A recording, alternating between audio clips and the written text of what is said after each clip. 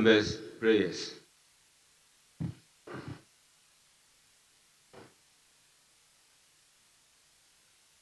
Almighty God, we humbly beseech thee to look with favor upon this Parliament of the Republic of Ghana. Grant that it may perform its high duty as in their sight. Give divine guidance to the President of the Republic. Endow members of Parliament and ministers of state with discernment and vision, integrity and courage, that through the labors of government this land and people may be well and truly served, and their good purposes for the common human life be realized in our midst. O God, grant us a vision of our country, fair as it might be, a country of righteousness, where none shall wrong his neighbor, a country of plenty, where evil and poverty shall be done away with, a country of brotherhood, where all success shall be founded on service and honor shall be given to the deserving, a country of peace, where government shall rest on the will of the people and the love for the common good. Bless the effort of those who struggle to make this vision a living reality. Inspire and strengthen our people, that they may give time, thought, and sacrifice to speed the day of the coming beauty of Ghana and Africa. Amen.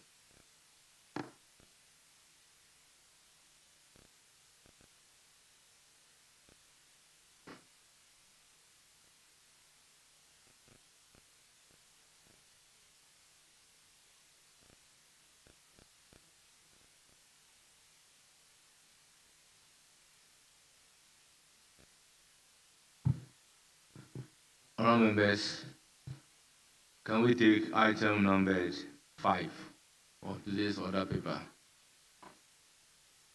Correction of vote and proceedings and official reports. Honourable members, the vote and proceedings of Monday, 7 July 2025 is under correction. Page 1. Page 2. Page 3. Page 4. Page 5. Page 6. Page 7.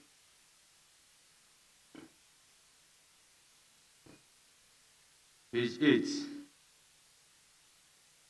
And page 9.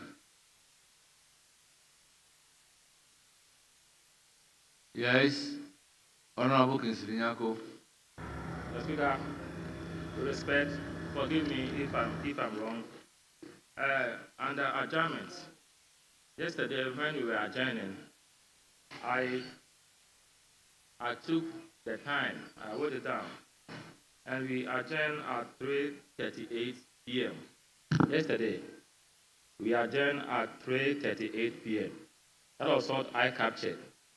And I'm seeing 12 minutes before 4 o'clock, which means we adjourn at 3:48. I'm not sure whether my clock deceived me or yours did.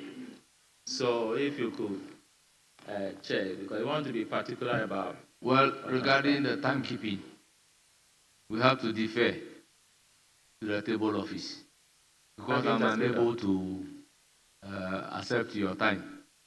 But there is a clock facing us, so normally they base it on their time. Okay, so I see 2:33 and I see 2:33 here too. So they say. Honourable members, we cannot be correcting time. Regarding that, I defer to the table office. Their time for me is always the best. Honourable members, in the absence of any corrections, the vote and proceedings of Monday, 7th July 2025 is hereby adopted as the true record of proceedings. Honourable members, official reports of Thursday, 26th June 2025 under correction. Honourable members, any correction? Yes, Honourable Kinsley Nyako, you have the floor. The Speaker, minor correction on column 10, the last paragraph, the 7th line. If you permit me, I'll start from the fourth line. 1, PhD in business definitely will give you $7,599. 2, Doctor of Business Leadership, $6,999. 3, Doctor of Public Sector Innovation and Leadership, $5,599. Then the next one is 6. So from 3, we have 6. And this is something that Mr. Speaker himself delivered. So if the office can check whether there was an omission between 3 and 6 so that it can be corrected. Thank you. Very well. Table office, take note. Any further correction?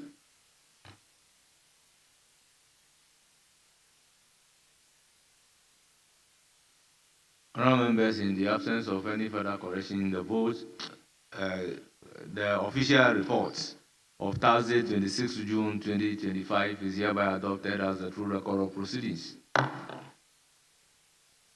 Honourable members, the next item is item number 6. Urgent questions.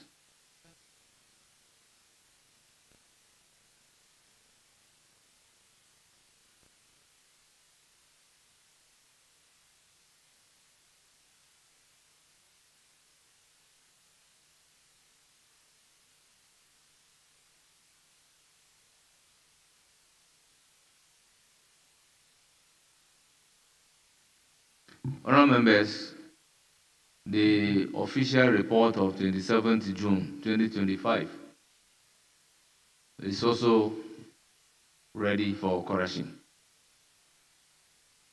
Before we come to item number 6. Yes, Honourable Kinsley Nyako. Report is not before me here, but the Speaker, I saw some. Okay, so under column 6, referral at committees. If you look at the 6th line, annual and performance reports. Annual and performance reports. I think it should be annual and performance reports. So reports should be reports. Then, before the next paragraph, you have oversight responsibility of the Parliament. So it should be oversight responsibility of Parliament. We cancel D and make it oversight responsibility of Parliament. The Speaker, thanks for indulging me. I'm grateful. Thank you very much. Table office, take notes. Any further corrections? The Speaker, also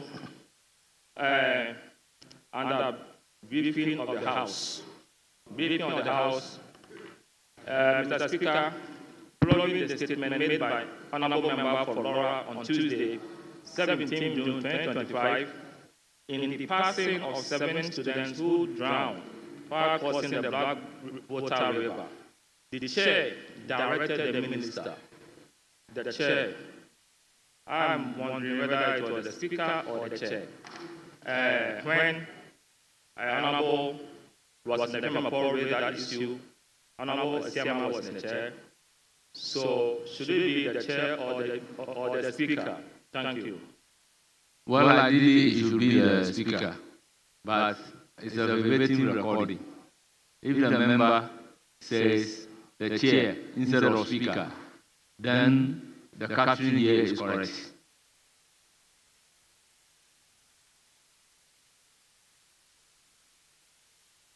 Any further correction?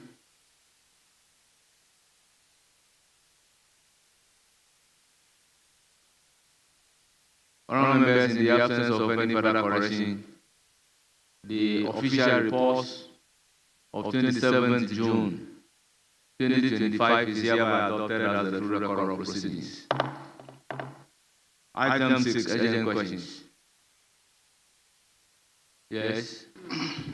Thank you very much, Mr. Speaker. Mr. Speaker, I respectfully want to waive the order of business, if you allow me, for the Education Minister to lay item 10, A and B.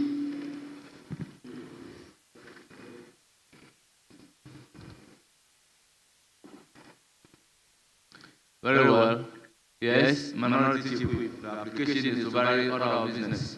Speaker will not object to that, except to remind my colleague that we are aware the Minister of Finance is in town. The Minister of Finance is in town. There are very important housekeeping matters. No, don't be nodding your head. Make arrangements and let's have a committee of the whole. ASAP. They are very, very important. Your back is not happy. So is my back. They are very important matters. So can you assure members that tomorrow we can have committee of the whole? Honorable Ochampo, say something. Mr. Speaker, thank you very much. The indication is that you're not opposed to the application. And I think the whips can engage and resolve this particular issue. Yes, Mr. Speaker. And the outstanding issue that you talk about, some are partially resolved. So maybe you have some few. That is why I'm saying that. So I'll engage my colleague the so whips that can engage. we'll bring finality to the issue. Yeah, sure. So Even one is fully resolved. So I will engage you so that you give comfort to your members. Honorable Minister for Education, item number 10A on the order paper. An act to establish a university for development studies and to provide for related matters. Honorable members, the whole of this item A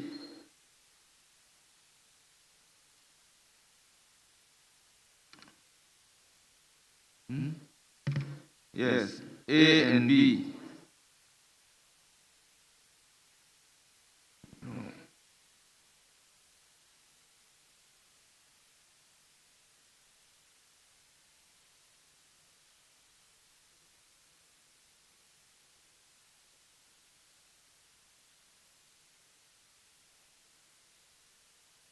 Honorable Minister, let's take the item number 10A.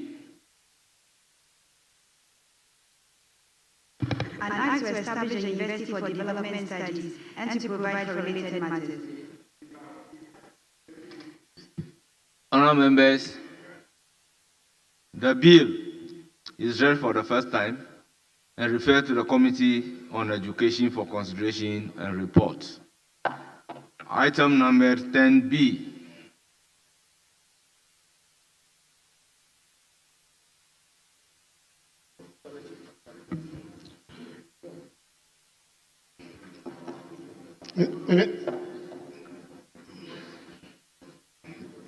Very well. Yes. Mr. Speaker, the minister is seeking to do some correction with the B. So the B should read Ghana Scholarship Authority Bill 2025.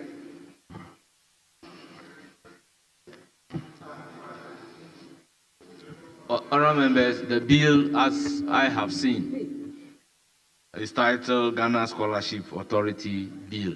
So this is just an omission on the other paper.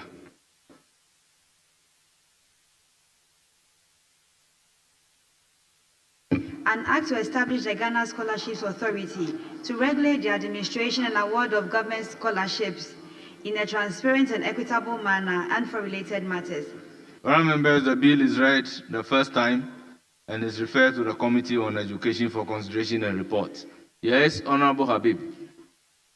Mr. Speaker, even though the minister responsible for education did the correction, and then based on what you said, you had the right title captured. If the minister can throw more explanation, just explanation notes on what the bill seeks to do, Mr. Speaker.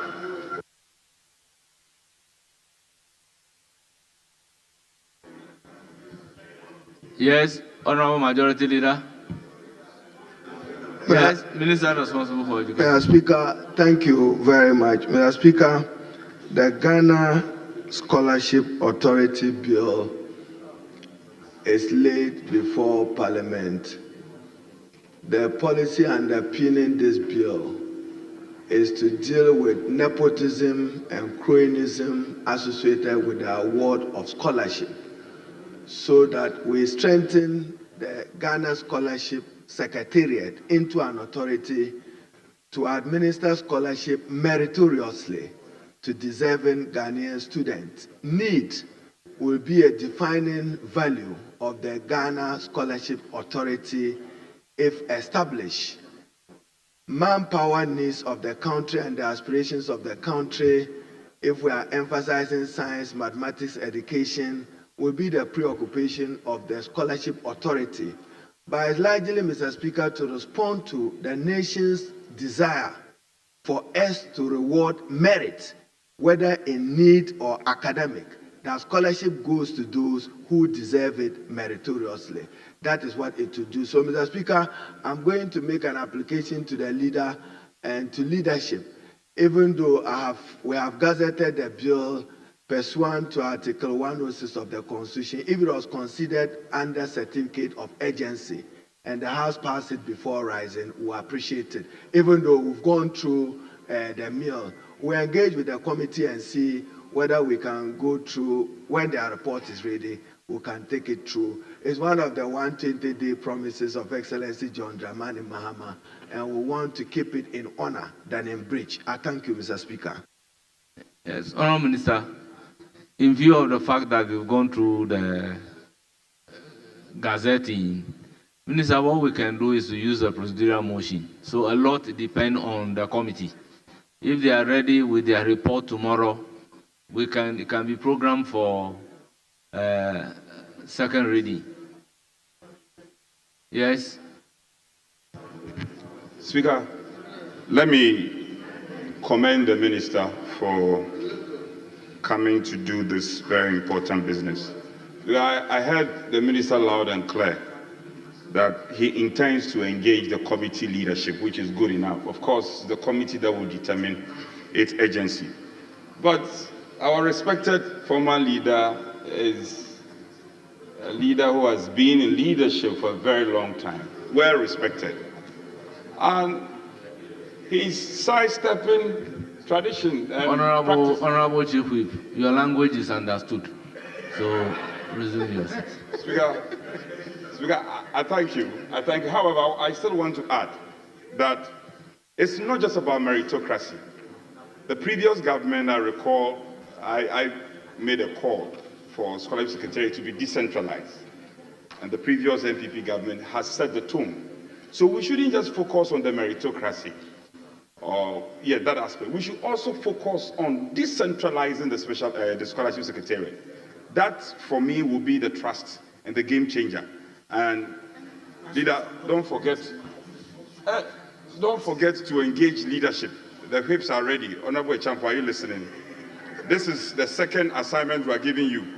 Make sure you should make sure the finance minister comes. I've also taken notes. He should also make sure that we engage duly on the scholarship bill. I've very taken important. notes. We will not take excuses. I've taken notes. Honorable Leader, whilst at commencement, do we lay the rest of the papers?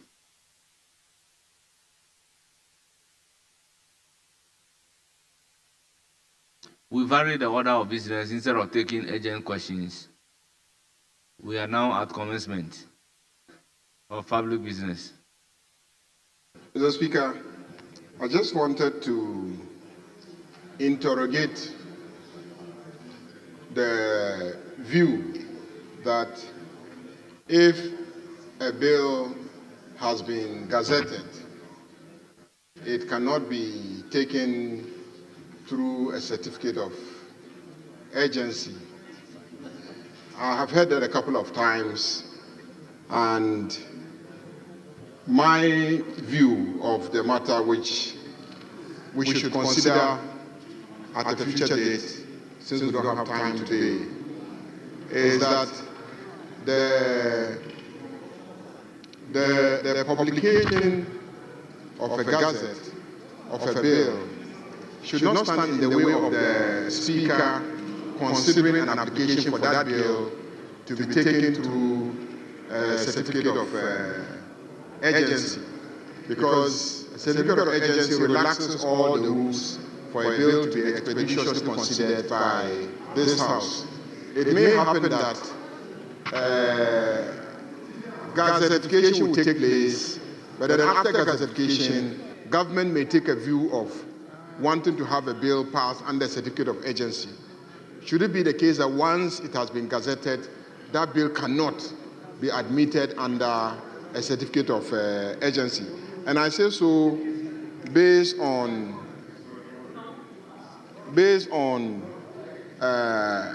a reading of the standing order. It says may. It says may. So the fact that a bill has been taken, has been gazetted, in my opinion, doesn't mean that it cannot be taken under a certificate of urgency subsequent to the gazette notification. That's my view of the matter. So the minister made a request that even though this bill has been gazetted, he wants it taken under a certificate of urgency. That is an application that he makes to this House, and that's an application that I believe should be referred to the committee, for the committee to come back to us with a report whether they think that it is a bill that should be taken under a certificate of urgency. But I heard Speaker give indications that once it has been published in the Gazette, then it cannot be considered for consideration under a certificate of urgency. Can you look at this closely for us? Honorable Majority Leader, we can be guided by Article 106.13. And let's look at it together. Where it is determined by a committee of parliament appointed for the purpose that a particular bill is of an urgent nature, the provisions of the proceedings clauses of this article, other than clause 1 and paragraph A of clause 2, shall not apply, and accordingly, the President shall give his assent to the bill on its presentation. So, therefore, what are those provisions talking about?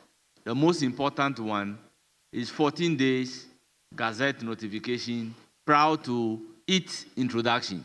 So once you've been able to abide by the 14 days Gazette notification and you are now introducing the bill, why is the committee now going to determine that this particular bill is of urgent nature? Because you've gazetted the bill. What takes a lot of time in the passage of a bill, when the bill is ready, is the 14 days Gazette notification prior to its introduction. That requirement has already been satisfied. And being masters of our own rule, once the committee is ready with its report, we can program the bill with a procedural motion. Is taken at the second reading. With a procedural motion, it moves to a consideration stage. With a procedural motion, it moves to third reading, and then it is passed.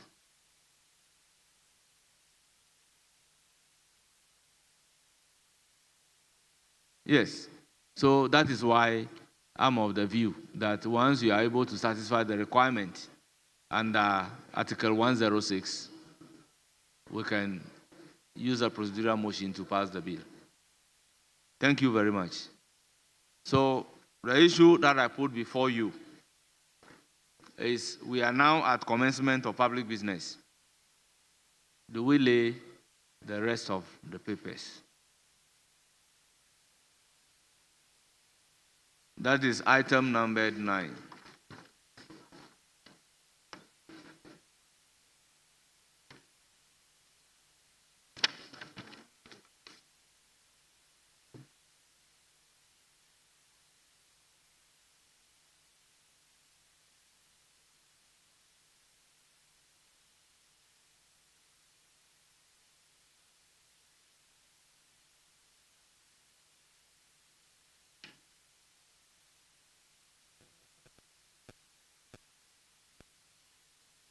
Yes, Honourable Majority Leader. Honourable Speaker, if we can take 9B,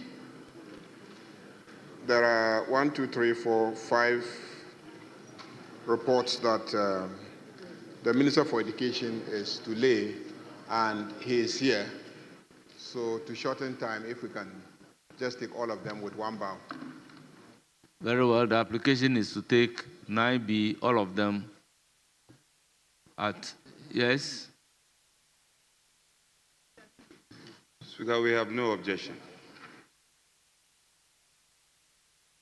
Item numbered 9B. I, IV, and V.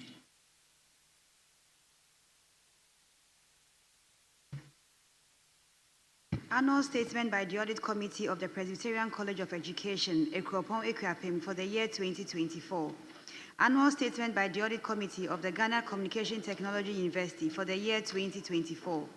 Annual statement by the Audit Committee of the Nusrat Jahan Ahmadiyya College of Education for the year 2024. Annual statement by the Audit Committee of the Mount Mary College of Education, Somenya, for the year 2024. Annual statement by the Audit Committee of the Ghana Education Trust Fund for the year 2024.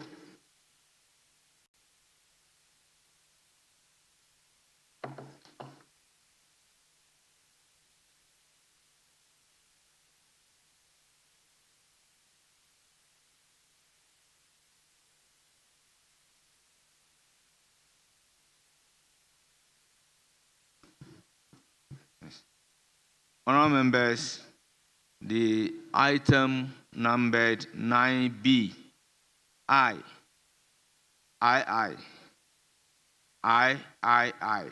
IV, and V are duly presented, and they are referred to the committee responsible for education, for consideration, and reports.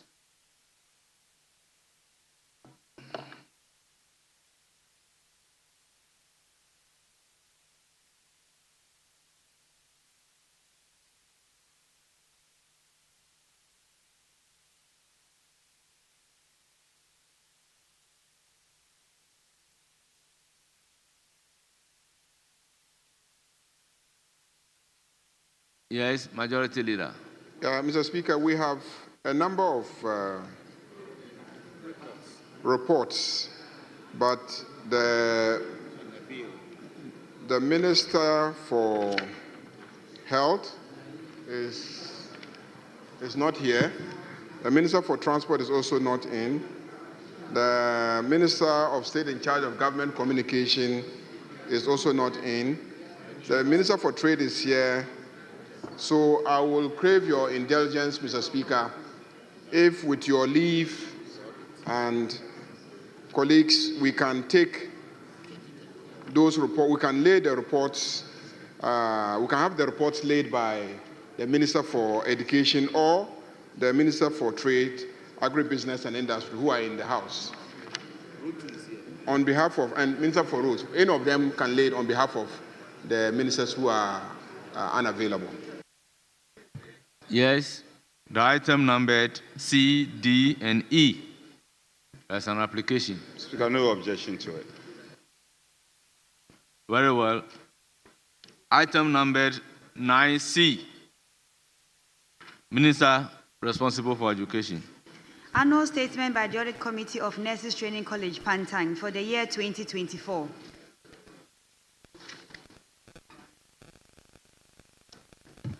Honourable members, the report has been duly presented and it is referred to committee responsible for health for consideration and reports. Item numbered 9D. Minister for Education. Annual statement by the Audit Committee of the Volta Lake Transport Company Limited for the year 2024.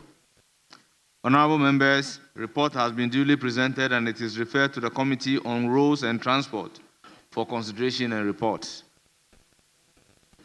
Item numbered 9E. Annual statement by the Audit Committee of the Office of the President for the year 2024. Honourable members, report has been duly presented and it is referred to the Committee on Public Administration for consideration and reports. Mr. Speaker, if we can now take F. The minister is here. Item number 9F, Minister for Trade, Agribusiness and Industry. Annual statement by the Audit Committee of the Ministry of Trade, Agribusiness and Industry for the year 2024. Honourable members, the report has been duly presented and it is referred to the Committee on Trade and Industry for consideration and reports. Item number 9G. Is it ready to be taken? Speaker, it's not ready. The report is not ready. Very well. Yes. Speaker, let me bring this to the notice of the majority leader. I don't know if he has paid attention to that particular item, 9G. No, it's been on the order paper for a month. No, let's be. Month. It's about a month. And we always advertise this particular item. What is, if you are not ready to take it, why do you bring it here? Chief Whip, listen to me. No, I mean, yes, but it's important. Leader, I think we should get a big clinical on the businesses that we advertise on the order paper. It's been there for 1 month. If we are not ready, take it off. You say you are resetting Ghana's agenda. Honourable member. This should have find reflection here. Honourable member, you are right, but this should be to the committee because the indication is that the committee's report is not ready. This is a report of the Finance Committee on the Ghana Cocoa Board Amendment Bill. So we should be asking the chairman of the committee, where is the committee's report? I don't know if this morning I met the chairman. He's too engaged at Bank of Ghana. He should pay attention to business of this house. Leader, you must pay attention to it. I'm sure the table office, who are very professional, they work closely with the chairman, Honorable Adongo. He's always at the Bank of Ghana. He should pay attention to his business. Yes, Majority Leader.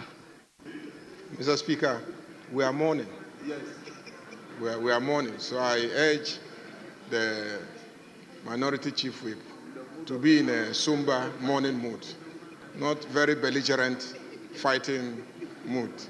So, Speaker, I think there's some thinking around the bill itself by the minister who proposed the bill. And so that is what is holding the committee. It is not the committee that is not ready with a report, but the minister is rethinking some aspects of the proposals contained in the bill. So we're waiting for the minister to complete what he's doing, and then we'll take a decision whether to withdraw the existing bill and then lay a new one. That is what is holding the report. So, Speaker, if we can take the urgent question asked by the Osahin, and then Dr. Isaac Yao Opoku. You can take the urgent questions. Very well. Item number 6, urgent question. Very well. Yes. Mr. Speaker, pursuant to my earlier application to you, permit me to bring this urgent matter to the attention of the House. Mr. Speaker, our country is a growing democracy, and this is the only place where we can discuss some of these excesses. Mr. Speaker, Mr. Annan, Mr. Speaker, I want to get Abdul Rahab, former CEO of, yes, Mr. Speaker, I sought his leave. Mr. Speaker, he's been arrested by Yoko for 14 days. Mr. Speaker, 14 days he's in custody. Honorable Minority Leader. Yes, Mr. Speaker. With all due respect. Yes. There are matters that we should not put in public domain. Yes. When your indication came to me, right, I have advised appropriately. Mr. Speaker, regarding the stage, Mr. Speaker, that never mind. Giving Mr. Speaker, the opportunity to. If you want it, that is why, upon rising, yes, I said that with your leave, I would want to proceed with that. But if it's a pleasure of the chair that we deal with the urgent question and come back to it. That's fine. Mr. Speaker, there's no problem. There's no problem. There's no problem. Mr. Speaker, Majority Leader. I have a problem where we try to use this House as a platform to intimidate executive arms of government doing their work. The Constitution is very clear on the remedies available to anybody who claims a violation of his or her rights. The Constitution is very clear. If anyone feels that his rights have been violated, you go to the courts. Honorable Majority and you Leader. seek a remedy there. Honorable Majority Leader. You report. Honorable Majority Leader. To the Human Rights Committee of this House. Yes, Honorable Majority Leader. Hold it in the sense that the rules are clear. That at the time allotted for statement under Standing Order 93, a member may raise an urgent issue of public importance. And when you raise it at that material moment, under that rule, we can take comments. That is why I am of the view that when it is question time, you cannot raise a matter of urgent public importance because we may not have the opportunity to open the floor for members to make comments. So my view is that whatever issue, let's finish the question. When we come to statement, then you can raise the issue and members will be given the opportunity to comment on the propriety or otherwise of the issue being raised. So let us all hold the fire. Let's hold the fire. Minority Leader, I'm pleading with you.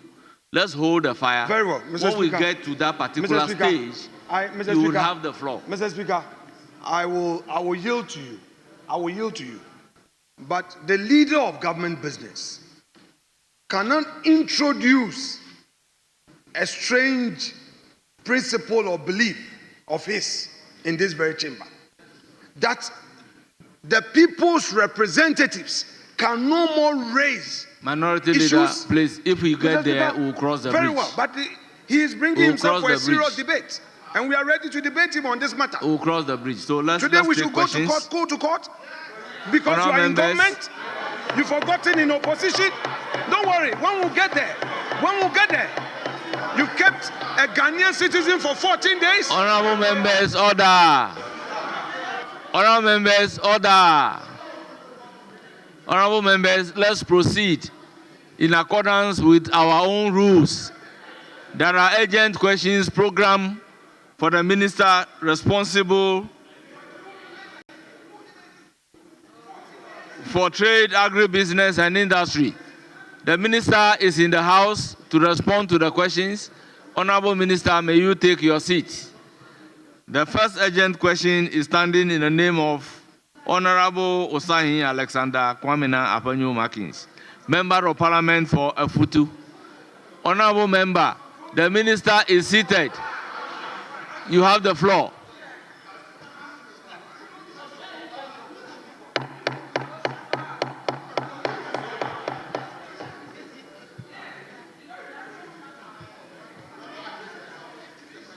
Honourable Majority Leader. When I'm here. Honourable Majority Leader, with all due respect, let's finish the question, then we'll come to the real issue. Mr. Speaker, I rise to ask the Minister of Trade I'm pleading with and you. Agribusiness and Industry what progress Honourable, has been if you made insist, let in me the hear. development Honourable, of comprehensive national Minority Leader. industry policy, and Honourable how the Minority ministry Leader. intends to ensure that this policy translates into value addition. Honourable Minority Leader. Yes, Mr. Speaker. Hold it. Let's hear the Majority Leader. Mr. Speaker, you are setting a precedent. Once he's insisting. You are setting a precedent. Once he's insisting. Yes. Yes, Majority Leader.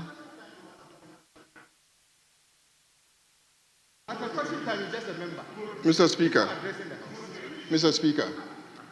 can you have the minority leader show us which standing order he stands on to ask questions from the dispatch table? Which standing order? Because our standing orders are clear. At question time, the speaker shall call successively each member in whose name a question stands on the order paper. The member shall rise and ask the question that stands in the name of the member on the order paper. Mr. Speaker, you should show me the basis for he always wanting to go and ask his questions from there, when every other member, including myself, I stand here to ask questions. If he should go to the dispatch box to ask a question, if I have follow-up questions, will I also go to the dispatch box to ask the follow-up questions? Mr. Speaker, we cannot allow this. This is not the practice. I have been in this house for so many years. I have seen leaders. I have seen minority leaders. This is the first time I see a minority leader wanting to ask questions from the dispatch box. You've been here with us for all these years. You tell me, name one minority leader that stood at the dispatch box to ask questions. One. Name one, Mr. Speaker. Name just one, so that I'll be satisfied and I'll sit. Name one minority leader who will go to the dispatch box to ask questions. Why? Why are we overindulging him? As for today, it will not happen, Mr. Speaker. He will not go to the dispatch box to ask questions. He will stand where he is and he will ask the question and the minister will answer the questions. It is only the minister who can go to the dispatch box to answer the question. Those are the rules. And that has been the tradition and the practice of this house. Every day he draws attention to tradition and practice. He should also go by the traditions and the practice of this house. You will not go and ask the question from there. You will stand there and ask the question. Yes, minority chief. Speaker, I can sense a lot of emotions that the respected leader is displaying. And he's quoting Order 88.1. Repeatedly, he's quoted that order. I humbly want to find out from the leader. He should tell me which order that allows him to make statements on the dispatch box. And where there are statements made, closing statement, when minority leader speaks, majority leader speaks, the minority leader speaks on the dispatch box. He should tell us the order in this book that tells us. No, he addresses it. So, leader, with respect. So, leader Speaker, with respect, I think on that day, the majority leader had traveled. Speaker, I recall. Unfortunately, you were the one who was presiding. We engaged, the clerk is here, he will bear me out. We engaged, and he was allowed to ask his question on the dispatch box. What is the big deal? Will this thing stop you from your researching agenda? Answering the question from the dispatch box, will it stop your government from resetting your agenda? Allow the man to ask his question. What is the problem? Besides, you have been making statements on the dispatch box. Tell us which orders allows you to do that. You should tell us that. Speaker, and you rule.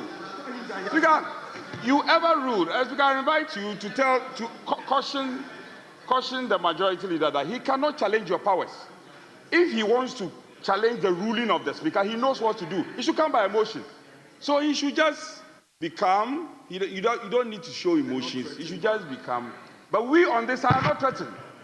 And his concluding words were that he is not going to ask the question on the dispatch board today. It doesn't lie in his mouth. It is the speaker's ruling. It doesn't. And if you want to challenge the speaker, come by emotion. Mr. Majority Leader, come by emotion. Honorable Minority Chief Whip, I haven't given any ruling to be challenged. I have not given any ruling to be challenged. Honourable members, with all due respect, I have my own view on the use of the dispatch box. However, in the circumstances, some matters, I would pray that we will exercise a bit of restraint so that we can address this with the leadership of the House as to how the dispatch box is supposed to be used. And if the need be, we provide the necessary guidance that should guide everybody. I've also been in this House for some time. I'm in my 4th term. I know how a dispatch box has been used. So, Majority Leader, you raise a very salient point, but I would want us to meet as leaders of the House and provide some guidelines as to how the dispatch box is supposed to be used. So I am touching the soft part of the heart of everybody.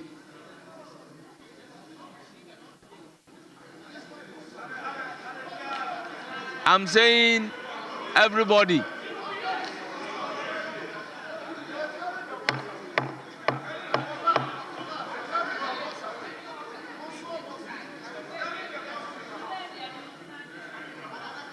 Honourable members, if I'm touching the heart of everybody, I'm equally touching the heart of the minority leader. So that should not be interpreted to me otherwise. So that for today, we just do the needful and proceed, pending meeting the leadership of the House so that a guideline will be provided regarding the use of the dispatch box.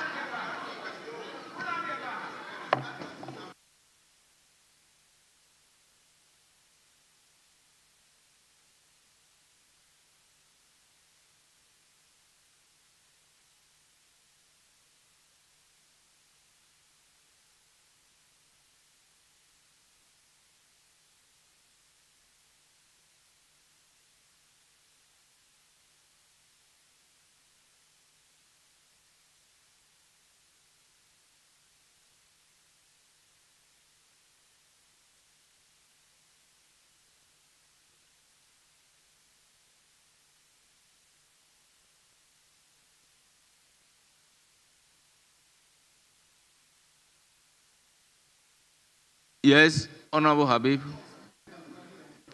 I'll come to Majority Chief Whip. Mr. Speaker, I think the Minority Chief Whip made an application to you to the effect that you, as the presiding speaker, the first deputy speaker of the 9th Parliament of the Republic of Ghana, did rule that we on this side can use this dispatch board, it belongs to us.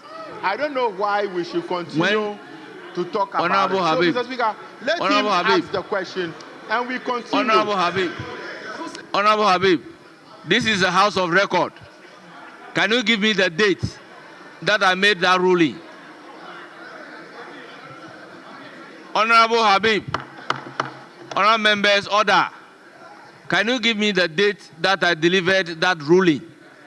If you are unable to do so, being a house of record, withdraw the statement that I have delivered ruling that the minority can use the dispatch box. Mr. Speaker, with respect, I am, for the fact that I cannot give you the exact date, does not mean I should withdraw my statement. And I'm not going to withdraw my statement because I did not say anything to offend our rules. So I am not going to withdraw it. If I cannot get the date, is it true that you had ruled on such matter or not? Is it that you have ruled on such matter or not? I'm not withdrawing anything. Honorable Habib, the rules are very clear. If a member is misleading the House, it will become a subject matter of privileges. That is why I am giving you the opportunity. I cannot remember giving a ruling to the effect that minority can always use this side of the dispatch box. So do the needful. Okay, Mr. Speaker. if it was not necessarily, if it was, Mr. Speaker. Okay.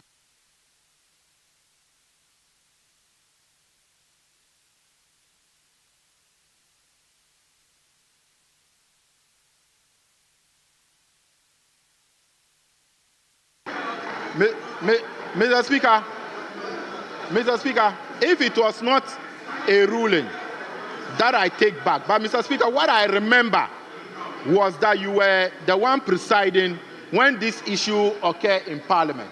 And at the end of the day, you allow the minority leader to ask his question. So if that was not a ruling. If you wouldn't mind, I can give you time to produce a copy of my ruling. And if you are unable to do so, we invoke the rules. Mr. Speaker, I just said, maybe you didn't hear me right. Mr. Speaker, Mr. Speaker, Mr. Speaker, Mr. Speaker, Mr. Speaker, I had said, Mr. Speaker,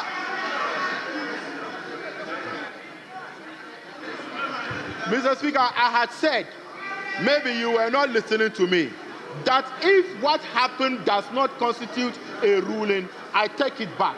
But you were the one presiding when the incident happened, and you finally allow him to ask the question. That is the basis. But if it doesn't constitute any ruling, I take that back. But Mr. Speaker, I'm an elected member of this House. I cannot be threatened. I didn't come here by accident. I was elected here. So if I make an application, I shouldn't be threatened that rules will be provoked or will be invoked on me. The most important thing is that if that was not a ruling, I take that back. But you were the one presiding when that incident happened. And then you allow him to ask the question.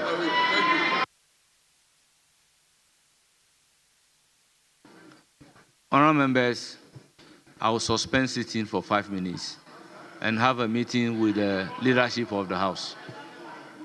Sitting is accordingly suspended.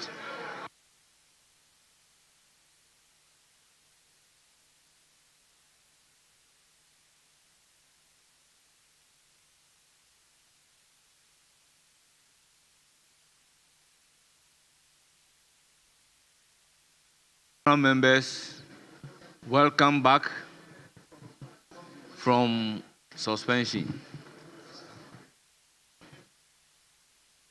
Honourable members, consensus is the basis of a democracy. But once we've not been able to reach consensus, we have to look at the rules and see how the rules guide us.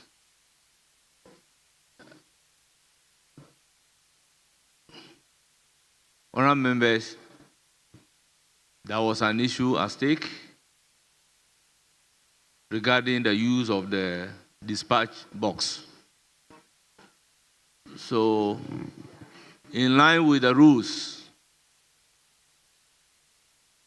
I will call on the majority leader to reinstate his position. I will call on the minority leader to respond. Then I will deliver a ruling. So, majority leader, you have the floor. Before then, permit me to acknowledge the presence of our revered children in our midst. We have a Palm Presby Basic School visiting us, led by Peter Edu, a teacher, and they are from Gomoa West. They are 69 in number. We also have Zenith Keys Montessori School. They are led by Holy Boedi, a teacher. They are from Ghana West. They numbered 50. On behalf of the House, I wish you a very fruitful visit to Parliament of Ghana. You are warmly welcome. Yes, Majority Leader.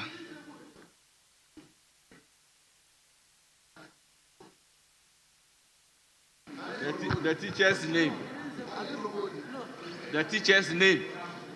Oh, Boadi. Boadi.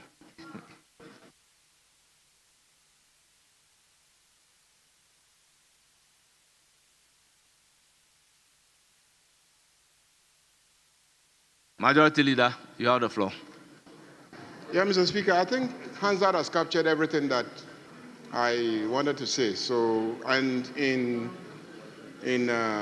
conclave, we all stated our positions. I think everybody knows what the position is. So, Mr. Speaker, go ahead and let's know what your decisions on the matter. Very well. Yes, Minority Leader. Mr. Speaker,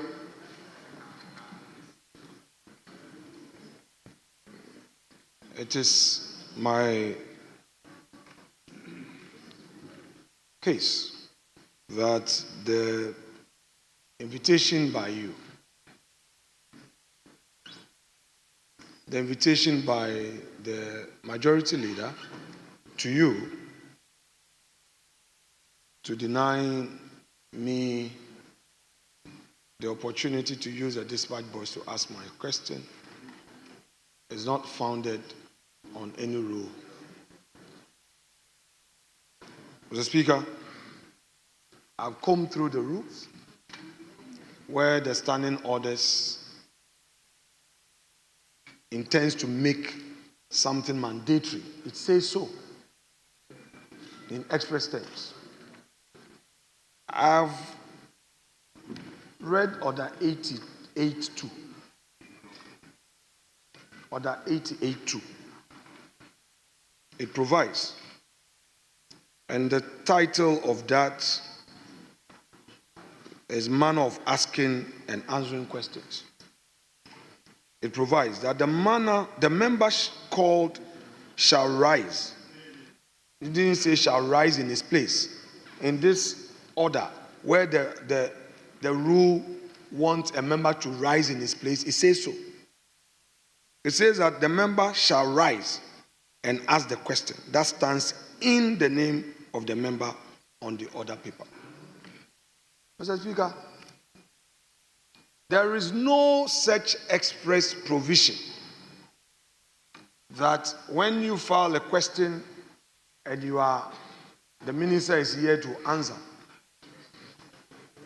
the member must necessarily stand in his place before asking. More so when the question is in the name of the leader of a caucus. Mr. Speaker, I have said it time without number that this dispatch box is for this side of the house. This dispatch box to your left is our dispatch box. Leaders, the five of us, including any member on our side, that with our leave, with the indulgence of Speaker, and so granted leave. Yes, Minority Leader. Mr. Speaker, I'm not. I will allow you whatever you want to say. Yes. But because I am being called upon to make a ruling, I need to understand the gravamen of the issue. Now, you read Order 88.2. Is that not so? Which says that the member called shall rise and ask the question. So the operative word used here is the member. So if you are putting a proper interpretation on it, this membership is not limited to majority leader or minority leader. So by a proper interpretation, we just want to understand. Very well, very well. We want to get everything clear. Mr. Speaker,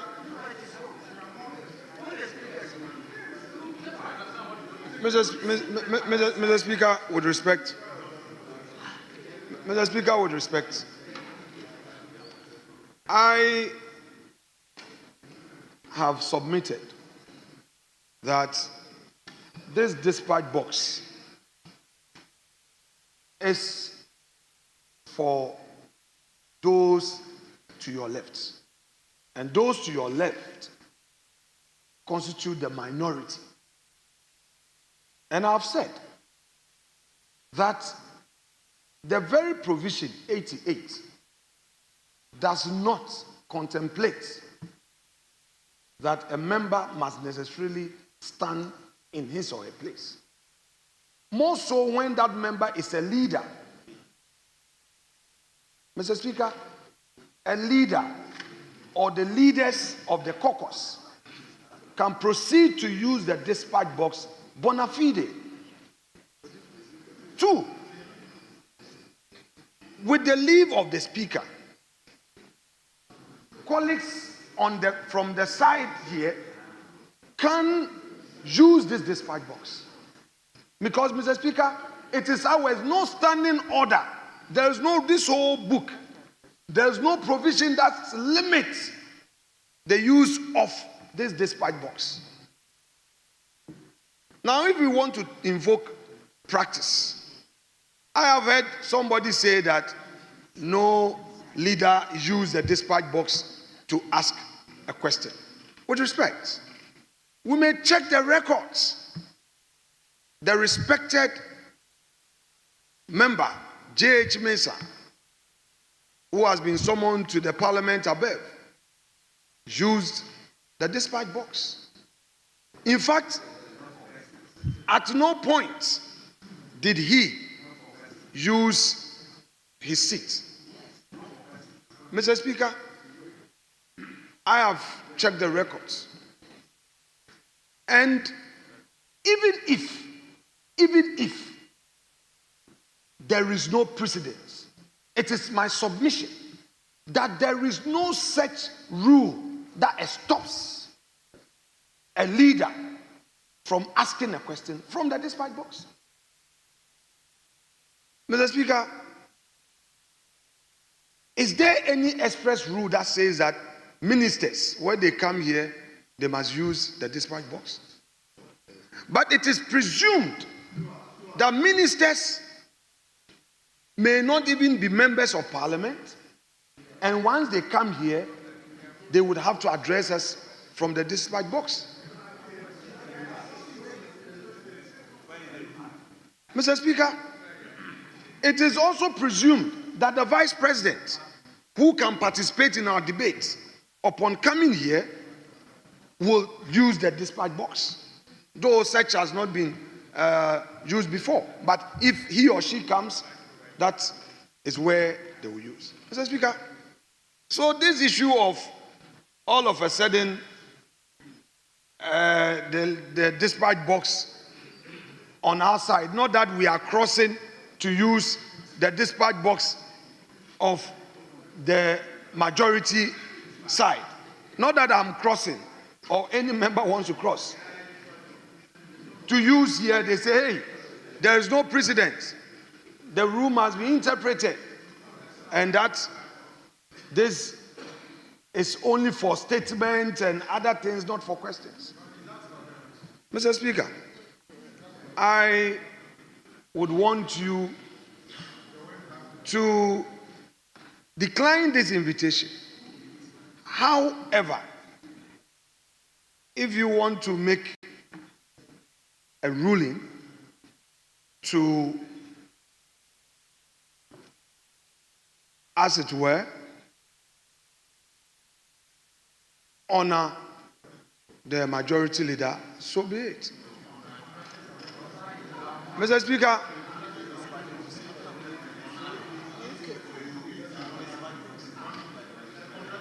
the majority leader says that today it will not happen. He has said that publicly, that it won't happen. Mr. Speaker, I believe most humbly that it is not the majority leader who presides. Therefore, if he is making an application, that application must be made to you. But to add that it will not happen is more or less to prejudice the outcome or the very application that he's made. And that I find very strange. Mr. Speaker, let me conclude with the precedents in the Commonwealth. Mr. Speaker, we are all aware of the UK Parliament, and we watch the US Congress. Mr. Speaker, it is not out of place, particularly in the UK Parliament, for the opposition leader in Parliament to use the dispatch box for her submissions. Mr. Speaker, it is done. I do not see all this hula baloo about dispatch box. I conclude by saying that if members on the majority side are saying that, well, they find it quite strange to have the dispatch box. So today, Mr. Speaker, they say it won't happen, they won't allow. As though they have the power to allow or disallow. But they've said it for the records, that they will not allow. And I believe that it is that insistent pressure that gave rise for you to suspend so that we go. Mr. Speaker, they were mentioning Order 115. I've read 115 as well. Nowhere in that 115 is talking about a specific issue to say that when it comes to question. Mr. Speaker, we have to be very clear. Mr. Speaker, maybe I would want to read the 115. It talks about subject to the discretion of the Speaker, and Order 1693B. A member who intends to speak shall rise in the member's place and address the chair while standing only after catching the eye of the Speaker. So what that even means is that, Mr. Speaker, there is a discretion. There is a discretional provision there where even the Speaker can allow a member to speak from a place other than his place. That is why that proviso is there. Mr. Speaker, why then will a member, after you've allowed me to proceed to ask my questions, rise to say that he is challenging the discretion you've exercised? Because obviously you had granted me the opportunity to ask a question. And even if we are going by 115, the issue of discretion comes to play. Meaning that if the Speaker allows, and in this case, it is the leader who is asking his question. So if the Speaker says that instead of B, the man prefers to use the dispatch box, why would a member rise and say that it cannot be done? Which particular order? What is the order that he relied upon, which expressly said that when you are asking a question, it must only be at your place? There's nothing like that in the rules book. Mr. Speaker, I leave it to you, because whatever ruling you give would be for the records and for posterity. I so submit. Thank you very, very much. Majority Leader, you indicated you've raised your point. Is there any issue you want to respond to? Mr. Speaker, I just want to clarify that I know you, and I know you are not a person who can be intimidated by anybody on either side of the House.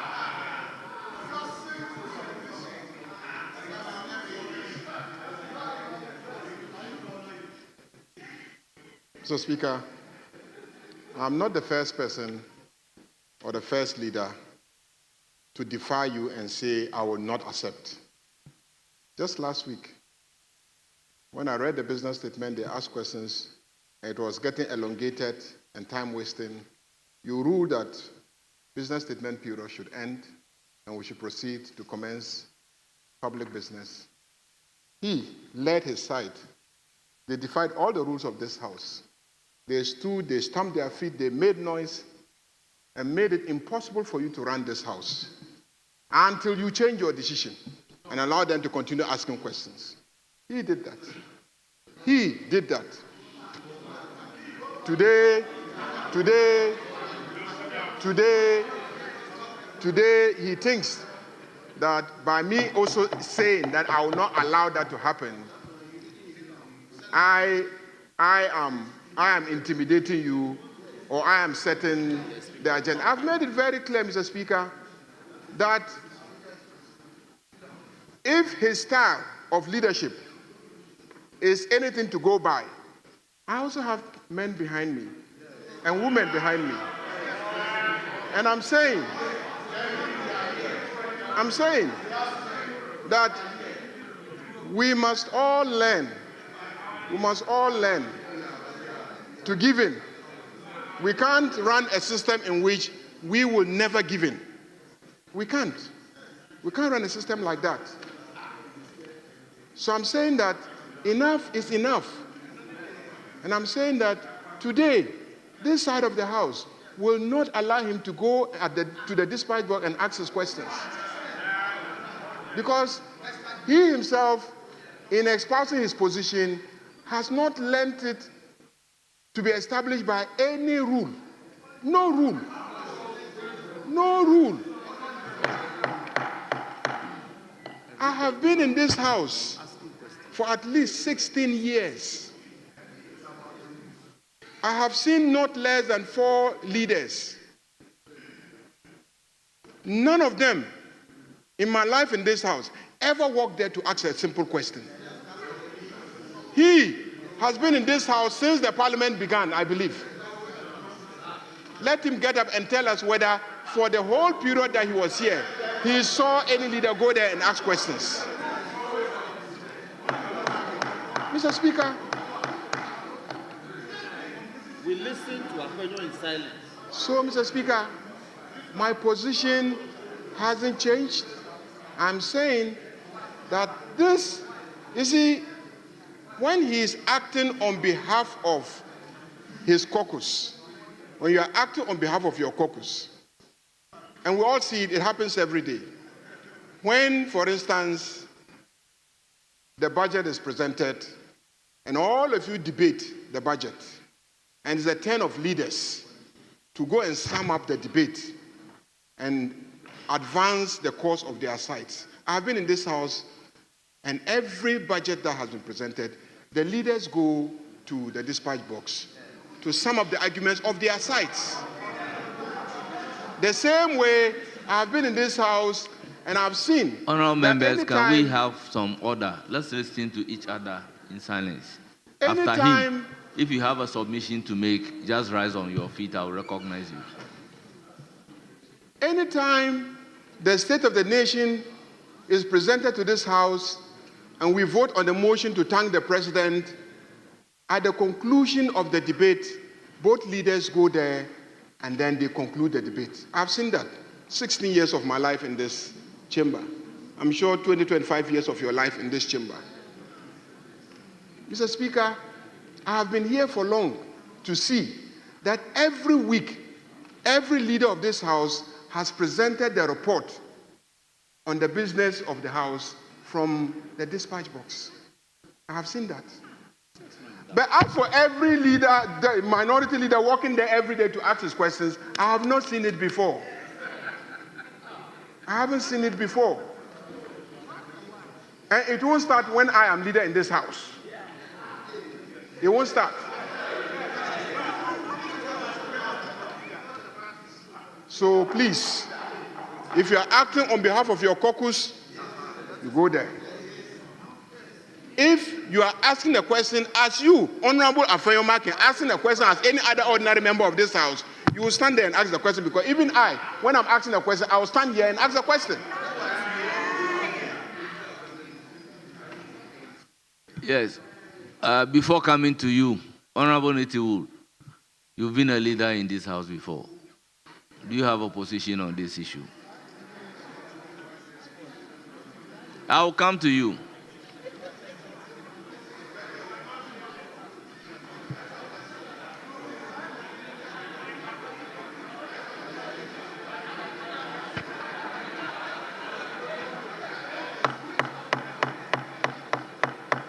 No, sometimes some members may not be aware.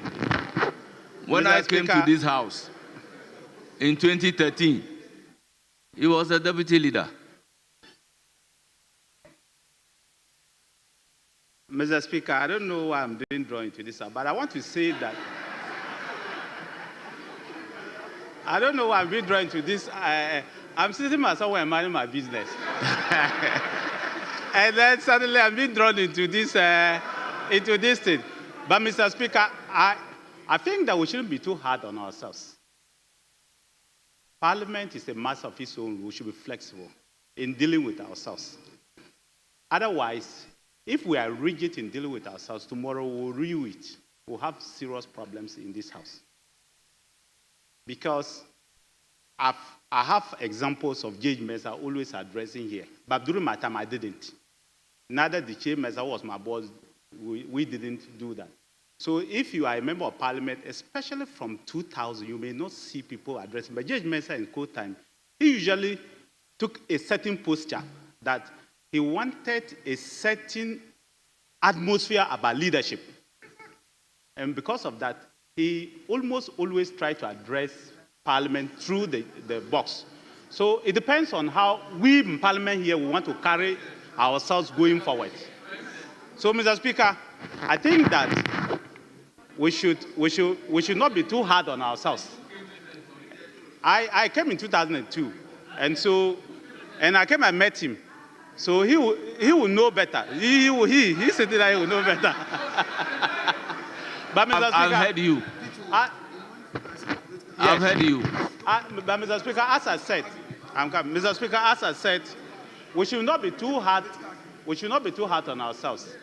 And like I said, if you ever watch Judge Mensah's time from '96 when he was minority leader, he almost always addressed Parliament from here. Yes, that one. And so that precedence is there.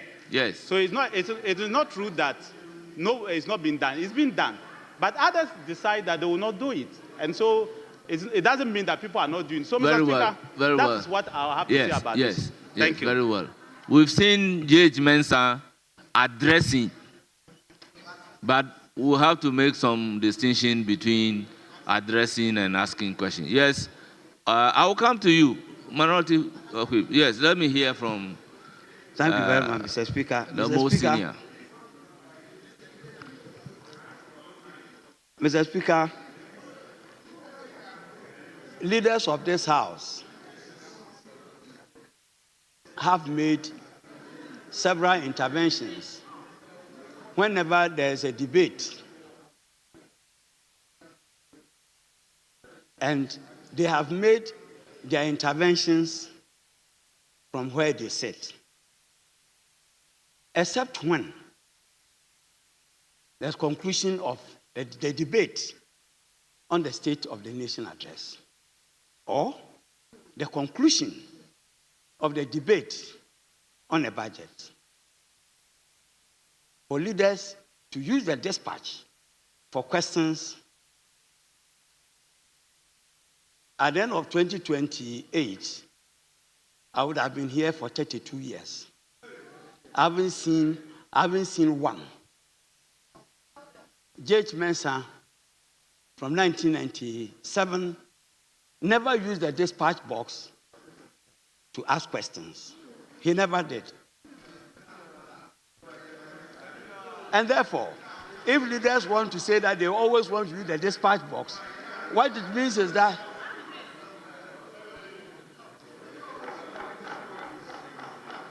Mr. Speaker, if the minority leader wants to use the dispatch box to ask questions, what it means, in other words, is that any intervention he wants to make, he will use the dispatch box. And it will be reducing the value of the use of the dispatch box. And therefore, this is a simple matter that I don't see any need for the minority leader to litigate over, particularly on the day he is mourning. You are mourning and you are litigating.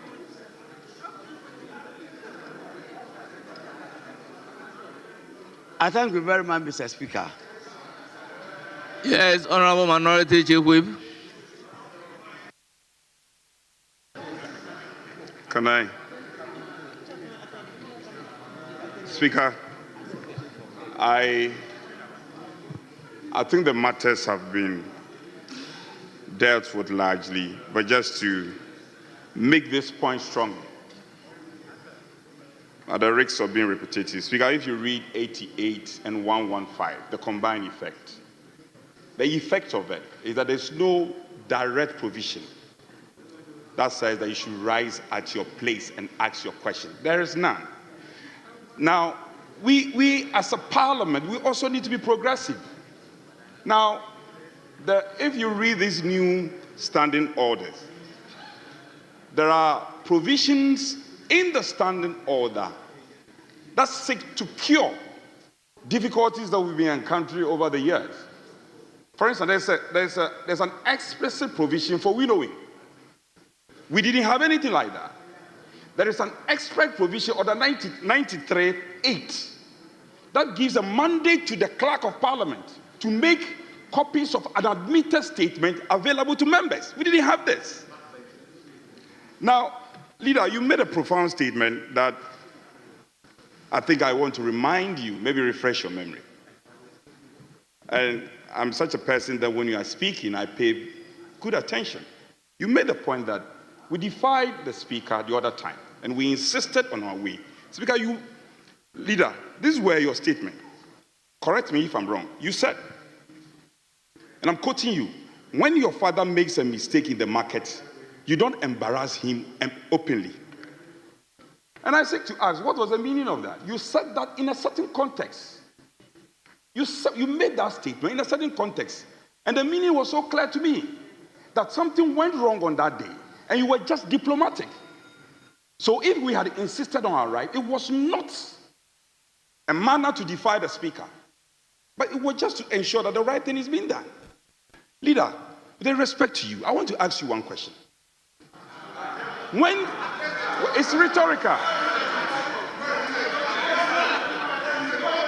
Honorable Minority Leader. Speaker, I address you. The rules are clear as to how a question can be asked a member. Speaker, I was supposed. You can ask a member a question, Speaker, but the rules are clear. The road minister keeps threatening me with his gaze. And he has no money to pay contractors. And he has left his ministry always in the chamber. Contractors are looking for him. Anyway, I have not invited you to the argument. Speaker, the points which the leader made are found profound. Ministers who are not members of parliament, they come here and they use the dispatch. Ministers. Now, Leader, when you say that when the minority leader is acting on behalf of the caucus, then he is permitted to use the dispatch board. There's a thin line between acting on behalf of the caucus and also acting as a representative. Now, Leader, you are not listening, so listen to me. So there are some members on the majority side who are here. I don't want to mention any names. And you need to be paying attention to members of the majority who are sitting at this side of the house. So when you are insisting that, so let me conclude. When the leader is insisting that when the minority leader is acting on behalf of the caucus, then he is permitted to use the dispatch box. I humbly want to find out from our respected leader, can he reference the orders to justify his claim? He cannot. He cannot, leader. Leader, you cannot. Well, then I'm getting clarity. Can you also reference an order that says that when you are going to ask a question as a minority leader, you must use the dispatch box? Speaker, the interpretation of the orders is in your motion. Very well, very well. I'm saying, very well. To the extent that there's no express provision, an express provision, then one cannot. The point of the minority leader is that because there is no express provision, the majority leader cannot so moto decide for the House. So, very well. He cannot, Honourable members, especially when he says that his side will not allow. honourable That's members, a show of an aggression, and we should not be honourable entertaining members, that.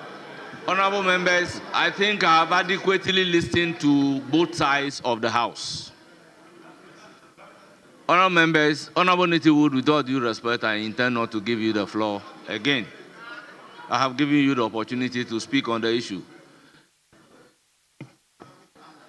Honourable Roxon, Honourable Chief Whip, please resume your seat.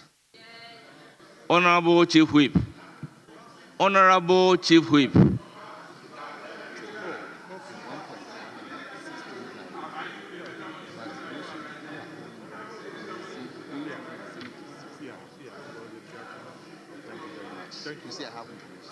Honourable members, reference has been made to two provisions in our standing orders. First is Standing Order 115, which reads, subject to the discretion of the Speaker, and Order 1693B, a member who intends to speak shall rise in the member's place and address the chair while standing only after catching the eye of the Speaker. Here, there is an expression relating to the discretion of the Speaker and a member rising at his place to address the chair. Exception has been made to this rule by the proviso to Order 1693B. What then is Order 1693B is saying? Our members, let's look at Order 169 together. B states, a member may sit at any seat convenient for the purpose of participating in the consideration stage, which means that regarding 115, the only way you will choose to sit at your convenience is when we are at the consideration stage of a bill. Honourable members, it is clear that the practice is you rise at your place to catch the eye of the Speaker, except when we are at the consideration stage of a bill. Now, Order 88, 1 states, at question time, the Speaker shall call successively each member in whose name a question stands on the order paper. 2, the member called shall rise and ask the question that stands in the name of the member on the order paper. Reference is made to 88.2, which I will take again. The member called shall rise and ask the question that stands in the name of the member on the order paper. Honourable members, this provision is not saying that the member called should rise and move to the dispatch box. It states clearly that the member called shall rise and ask a question that stands in the name of the member on the order paper. Honourable members, if you interpret this particular order to mean that you can have the right to use the dispatch box as argued, then it means that any member who has a question to ask, when the member is called upon to ask the question, that member has a right to move to the dispatch box to ask the question. Honourable members, I do not think that is the intent of the rules. I owe fidelity to the law. I cannot interpret this particular provision to mean if a member is called upon to ask a question, you won't rise at your place to ask the question, but you have to move to ask the question. Honourable members, let's get the distinction clear. When a leader of the House is making a ceremonial speech, the ceremonial speech is making it in his capacity as the leader of the House. If a leader of the House is concluding a debate, the conclusion of the debate is on behalf of the entire House.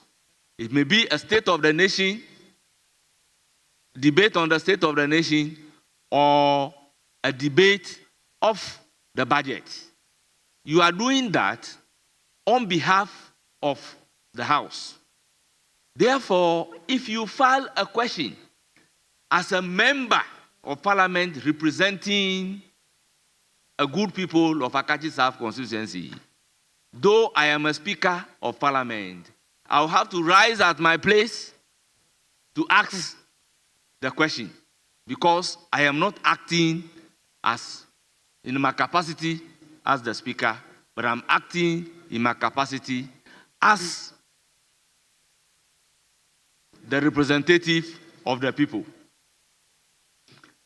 Honourable members, Standing Order 5 is very clear, if I may read. 5.1. Subject to the provisions of the Constitution and any other enactment, where there is doubt, this order shall be interpreted by Mr. Speaker. 2. In any case not provided for in these orders, Mr. Speaker shall decide on a procedural question. 3. In exercising the power conferred under this order, Mr. Speaker shall act in accordance with the Constitution. Having taken the totality of the circumstances into consideration, my rule is that any member who is acting in his representative capacity, but not in a capacity of the caucus, would have to rise at the member's place. If it is question, you ask the question. If it is debate, you do your debate. Accordingly, I rule that minority leader would have to rise at his place and ask the question. Thank you very much for giving me the opportunity to rule on the issue.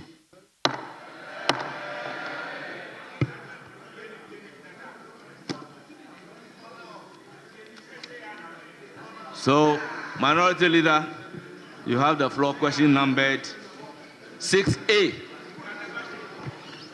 Mr. Speaker, let me say to you that as a Democrat, my job is to respect this new precedence by you for the guidance of the House. We act not for today, but for tomorrow. Therefore, if that is the pleasure of the Speaker, so be it. What is ahead of us is unknown. So this is good to guide the unknown. I thank you. Mr. Speaker, that said, I proceed to ask the Minister of Trade, Agribusiness and Industry what progress has been made in the development of a comprehensive national agro-industry policy and how the ministry intends to ensure that this policy translates into value addition, improved market access, and export-led growth for Ghana's agricultural sector. Honorable Minister, you have the floor.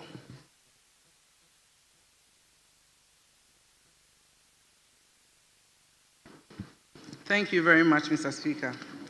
Mr. Speaker, the Ministry of Trade, Agribusiness and Industry has initiated the development of a national agribusiness policy. The strategic focus of this policy is linked to value addition and extension of selected strategic value chains across the country. Consequently, a key highlight of the policy is to develop local resources of sustainable high-quality agro-industrial raw materials to strengthen the manufacturing sector and reduce reliance on foreign imports. Indeed, a 60,000-acre land has been earmarked in Yeji and its surroundings to promote sustainable feeding of industry through large-scale contract farming, even before the launch of the policy. Mr. Speaker, in line with the implementation of the 24-hour-plus economic policy, the National Agribusiness Policy, as noted by His Excellency the President, will aim to facilitate rather than dominate investments in the development of agro-industrial parks across the country in order to stimulate and enhance agro-based value chains. In view of this, the policy will facilitate investment into establishment of agro-industrial zones in Tamale, Salaga, Kintampo North, among others. Additionally, the Buza Agro-Industrial Park has been proposed for support under the Big Push program. Mr. Speaker, as part of efforts to deepen stakeholder engagement and drive momentum behind the development of the policy, the ministry will convene a high-level agribusiness forum on the 24th of July 2025 with the President in attendance to underscore the national importance of this initiative. The forum will serve as a platform for gathering strategic insight and validating priorities. A follow-up stakeholder engagement will be held a week after the forum to consolidate the input received and build broad consensus ahead of the policy's finalization. I thank you for the opportunity. Thank you very much. Any supplementary question?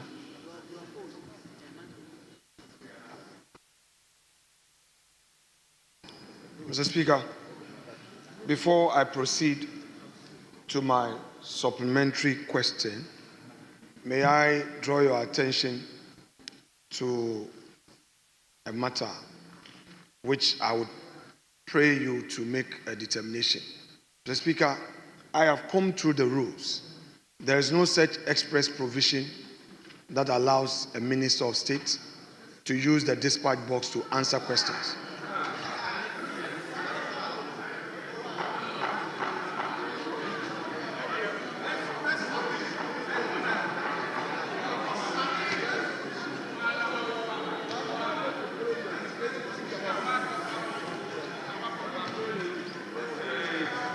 Mr. Speaker,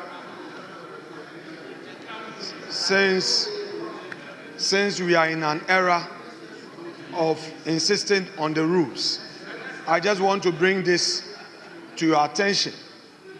It is for Speaker to make a determination as to whether or not a Minister of State can at all times use the dispatch box to answer questions.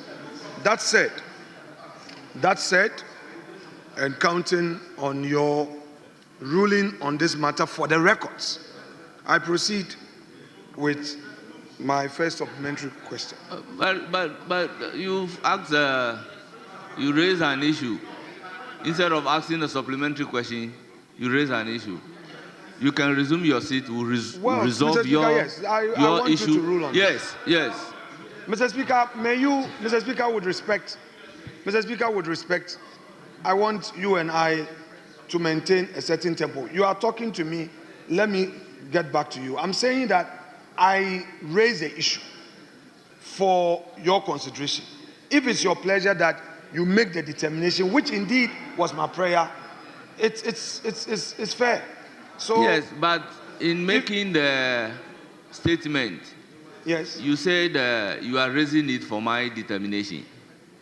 That is correct. Yes.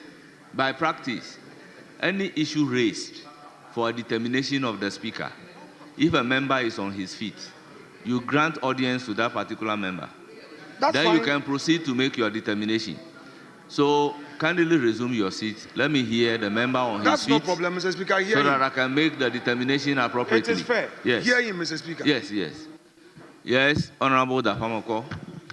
Speaker, I thank you for the opportunity. Mr. Speaker, in answer to the issue raised by the minority leader regarding the non-provision of the place for answering questions by ministers, Speaker, Order 88 is very clear. Please, I listened to him quietly. Order 88 of our standing orders, Mr. Speaker, the head note of that order is to this effect: manner of asking and answering question. Speaker, 88.5, I should say, provides for the manner that the question be answered. It reads, the answer to the question shall be read by the minister, member, or head of the independent constitutional body to whom the question is directed. Mr. Speaker, so the question to you, that the rules do not provide a place for the minister to stand and answer this question is moot. It's moot. Mr. Speaker, because by practice, unless, please.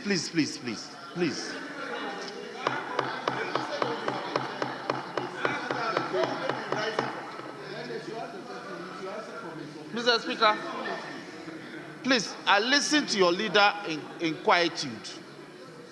So it's important you also listen to me in quietude. Oh, this is the symbol for Osahene proper. Mr. Speaker, so the question the minority leader seeks to ask you, that in the absence of a specific provision detailing where the Minister of State should rise and respond to the questions, is moot because by practice, the ministers ordinarily speaks and answers to questions from the dispatch box, ordinarily. And on special occasions such as the provision and the ceremonial speeches, they speak and address the House from the dispatch box. So the minister responsible for trade and agro-business in this House, as we speak, is here in her capacity as Minister of State to respond to questions posed by members. If she were here in her capacity as a member of parliament, she would have taken her proper seat. So the minority leader, with all due respect to him, must have recourse to the practices of this House, as well as the standing orders of this House, to have effect on the business that we conduct. And the conventions, they all fall under practices. Honourable Member, conclude. So, Mr. Speaker, let me conclude by urging you that the present request by the minority leader for you to give direction is totally needless, because by practice the direction has already been provided. I thank you for the opportunity. Well, honorable members, few minutes ago, I delivered a ruling. Minority Leader is calling on me to again rule based on not having express provision in our rules. I recall in delivering my ruling, I quoted Order 5 verbatim. Probably some members did not listen to me. I'll quote it again. Order 5.1. Subject to the provisions of the Constitution and any other enactment, where there is doubt, this order shall be interpreted by Mr. Speaker. 2. In any case not provided for in this order, Mr. Speaker shall decide on procedural question. Honorable members, though the Honorable Minister for Trade, Agribusiness and Industry is a member of Parliament, she is not here to answer questions as a member of Parliament. She is here in a capacity as a minister responsible for trade, agribusiness, and industry. Honorable members, we all have a place to rise and speak. But ministers do not have a place to rise and speak. The only place available for the minister is to sit by the leader and use the dispatch box to answer the question. Therefore, if you are talking about a member rising at his place and speak, this cannot be applicable to a minister. I recall Lord Denny once said, the law is about common sense, and common sense is the law. The only place available for a minister is to use the dispatch box. So I so rule that the minister or ministers that will come to the House can use a dispatch box in responding to questions.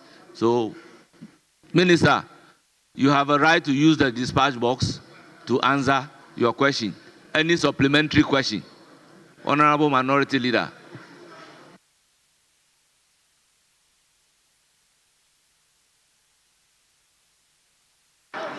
Mr. Speaker,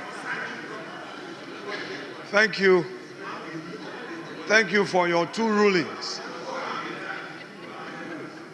Mr. Speaker, the second invitation to you was to the effect that there be no express provision. There be no express provision. You should make a determination. You've just told us that common sense is the law. Mr. Speaker, previously it was a rule where there was no express provision. But now, when there was no express provision, common sense has applied. Mr. Speaker, we have heard, and shall we yield in obedience to these new precedents? Mr. Speaker, common sense is the rule. Mr. Speaker, may the minister confirm whether the policy includes targeted support for smallholder farmers and agro-processors, particularly in rural areas, to ensure inclusive participation in the value chain. Honorable Minister, you have the floor. Honorable Minister, do you want him to repeat the question? Yes. Honorable Member, repeat your question. Please repeat your question. Mr. Speaker, with respect, this afternoon you are in a mood of rules. I've asked my question. If the minister wants clarity, she should use the Honorable Member, records. I preside over the House. Yes. I don't like a situation where the minister tries to talk across. Very well. That is why I ask do you want the honorable member to repeat the question? And when she said yes, I said repeat the question. This one too, are we going to Mr. argue Speaker, over I've not it? heard her make that request for the records. I am That's why asking you to repeat your question. Very well, then so be it. Mr. Speaker, if her side will be quiet, they will hear.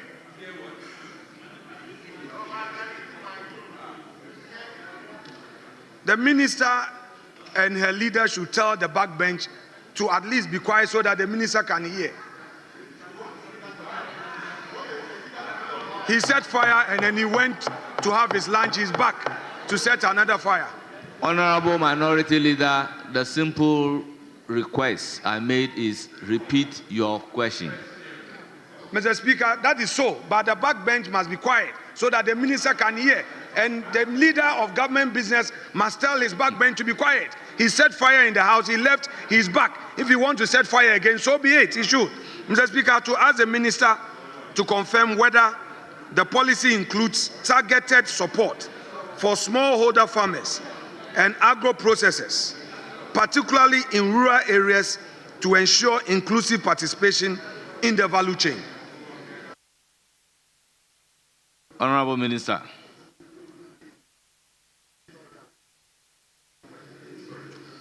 Thank you very much, Mr. Speaker. Mr. Speaker, the policy does not include smallholder farmers. That is in the domain of the Ministry of Agriculture. What we do is commercial contract farming, and that applies to huge hectares of land. That is what the policy takes care of. But for small agro-processors, yes, they are included in the policy. Thank you very much. Any further question? Rightly so, Mr. Speaker. Mr. Speaker, the minister was very loud in telling us that so far it is only Techima, that this policy has commenced.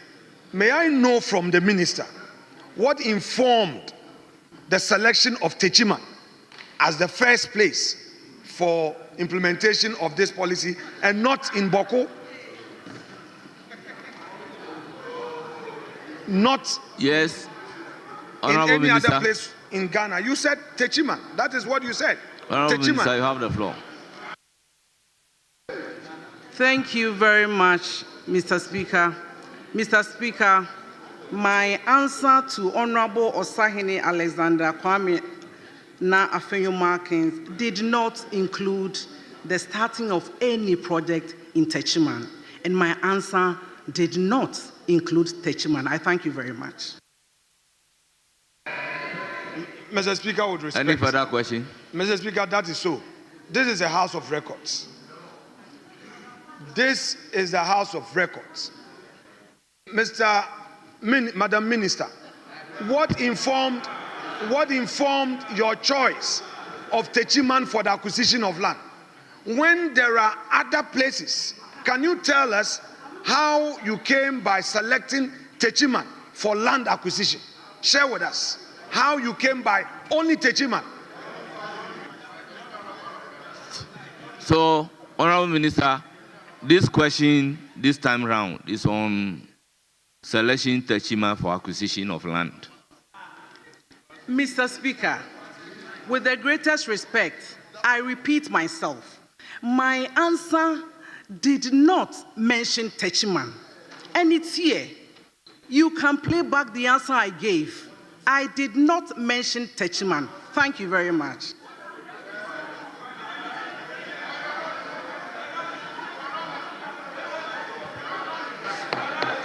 Mr. Speaker, Honorable members, order. The minister is a lawyer, and she knows the consequences. Honorable members, order. Mr. Speaker, I leave the consequences to her. The records will bear me out. Mr. Speaker, can the minister share with us, by way of clarity, the role of district-level industrial zones or agro-processing hubs in the operationalization of the policy, and whether timelines have been set for the establishment? Yes, Honorable Minister. Thank you very much, Mr. Speaker. because the MP for Efutu mentioned the fact that I'm a lawyer and I know the consequences, I have to indicate that I am a lawyer and I know what I say. And I'll answer questions that have been asked. I will not go beyond a question that have been asked. He asked Techiman, and once Techiman was not mentioned, I end there. Techiman was not mentioned, and I repeat myself. You can look at the Hansard when it's done. Then my next one. Yes, Mr. Speaker, the policy dialogue will start on the 24th of July. I thank you for this question because it's giving me the opportunity to also apprise Ghanaians what we are doing. And to tell you that the dialogue will start on the 24th. It is when the dialogue starts that we do the policy, that we have the timelines to execute our policy. But before the timelines, before the policy, we cannot have timelines. So we have to wait until 24th when we start the dialogue on the policy. Exactly. I'll invite the leadership of both the majority and the minority to be part of the discussion so that you are able to also contribute. Oh, yes, he will come. So that he will be able to share his experiences and then also bring to bear what you want the policy to have. It's a big dialogue, and every important person in this space will be invited, including the minority leader. I thank you. Well, Mr. Speaker. Any further question? Mr. Speaker, if the minister is unable to share with us whether there will be district level, zonal, zones and agro-processing hubs just because it's not been launched, that is it. That's fine. And it's also clear that since he was sworn in January, he's telling us that she's yet to. Honorable Minority, that's fine. Honorable Minority Leader, with all due respect, I mean, as a leader, I always advent your mind to Order 88.7.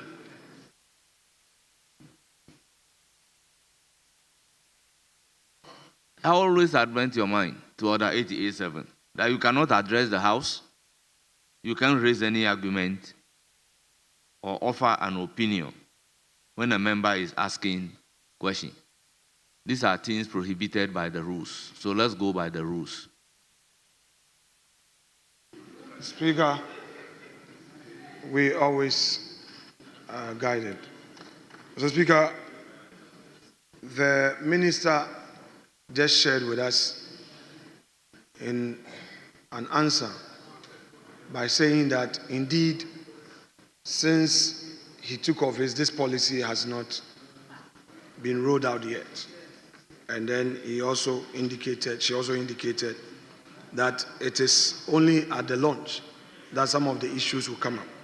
Mr. Speaker, may I therefore know from her whether, as part of the policy, there is a specific strategy to link local agro-industrial production with international markets, particularly under the African Free Continental Trade Area framework.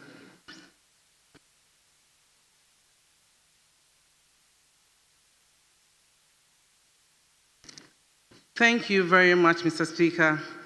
The Africa Continental Free Trade Area is already working, and as part of the mandate of the Ministry of Trade, Agribusiness and Industry, we are supposed to link local industry to take advantage of what AFTA presents.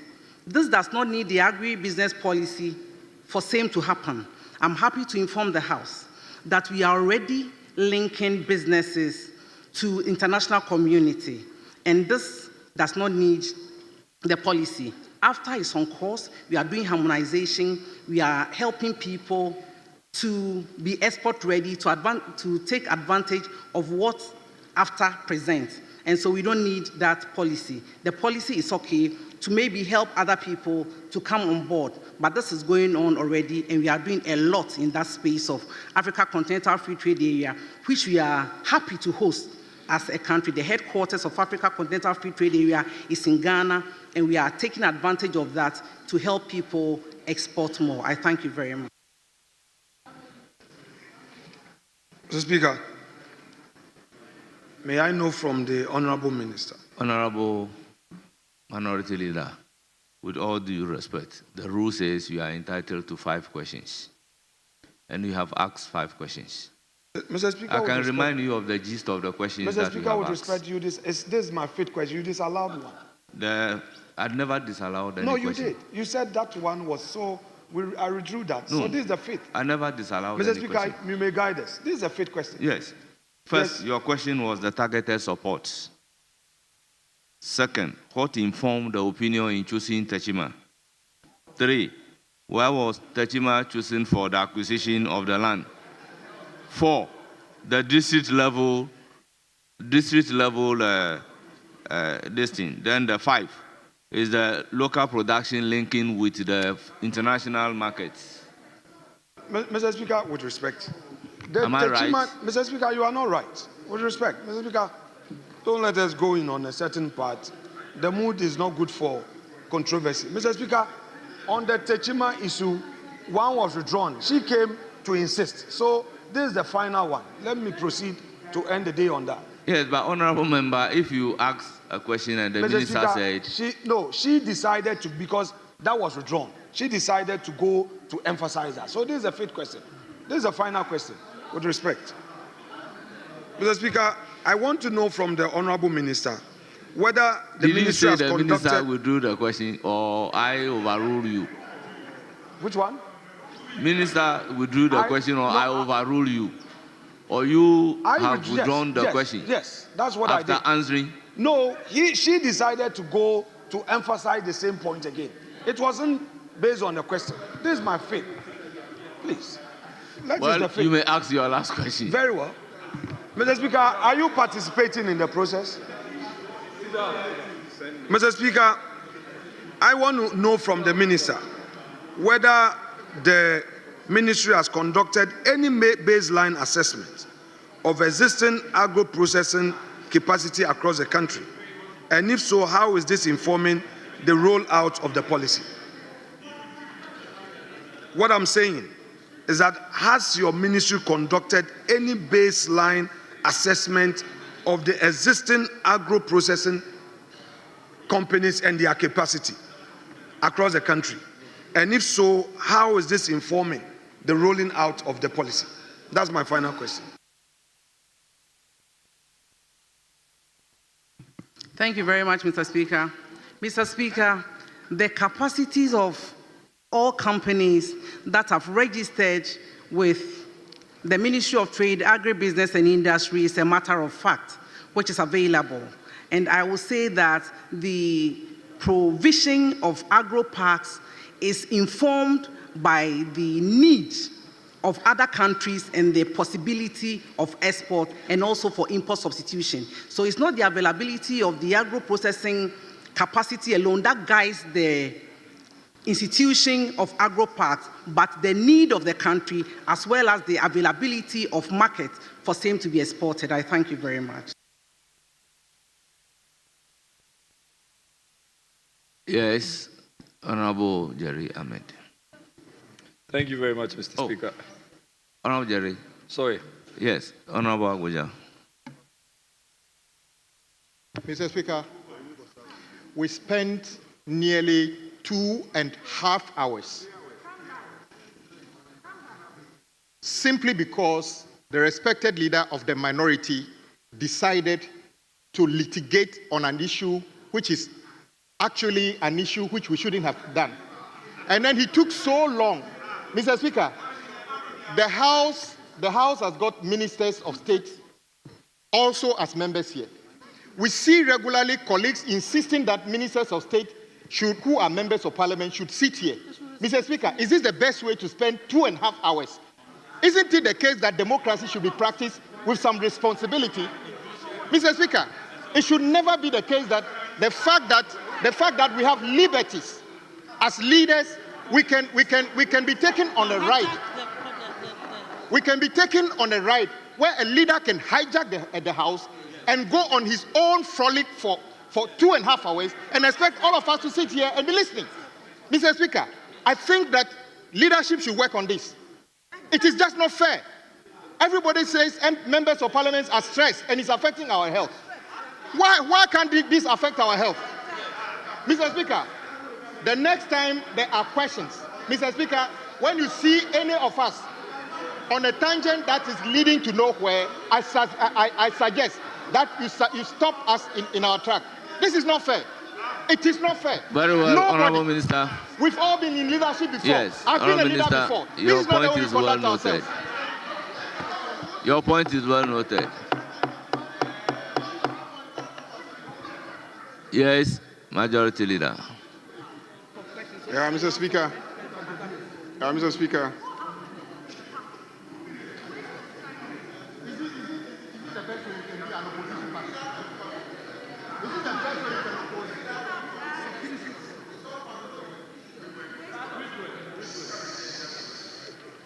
Yes, Majority Leader. Mr. Speaker, our rules are very clear. Order 77. 77.1 says a minister, a member, or the head of an independent constitutional body shall, by order of the House, attend a sitting of the House to answer a question. But 2 is what is appropriate here. Question time shall ordinarily not exceed 1 hour. 1 hour. Question time shall ordinarily not exceed 1 hour, except that the Speaker may permit a question after the expiration of the time stated. So, Speaker, I think that it is time for us to begin to respect our own rules. Question hour is 1 hour. 1 hour. So, Mr. Speaker, henceforth, this side, I will insist on the 1 hour rule. I will insist on the 1 hour rule, and questions will be asked. After 1 hour, we'll move on to other business of the House. So, Mr. Speaker, I urge you, today is an exception, but subsequently, we'll insist on the 1 hour rule. And it's only under exceptional circumstances that we will accept questions to be asked after 1 hour. Thank you, Mr. Speaker. Thank you. Yes, Minority Whip. Speaker, we listen to the leader. These are defined. Honorable Minority Speaker, Chief he is Whip. seeking to take away your powers. Honorable Minority The next Chief moment, Whip. he will stage a coup. Honorable Minority Chief Whip. The House sits for a stated period, unless extended by the Speaker. Is it misplaced when a member gets up to remind the Speaker whether to exercise the discretion to extend the time or not to extend the time? Speaker, with respect, the words of our respected leader does not constitute a reminder. He said, I will insist. That cannot be interpreted to mean a reminder. Yes. So if it is the case that he's withdrawing, when he said he's he's saying that he wants to insisting, remind you, when he said he's insisting, and I used the standing order to extend the period, what happened? Speaker, we are in your hands. Honorable Jerry Ahmed, you have the floor. Thank you very much, Speaker. Speaker, I rise to ask the Minister of Trade and Agribusiness if at all there has been any acquisition of any parcel of land, where and how much is involved in the acquisition. Thank you. Minister. Thank you very much, Mr. Speaker, for the opportunity. Lands have been earmarked for the project, not costed, not bought. Thank you.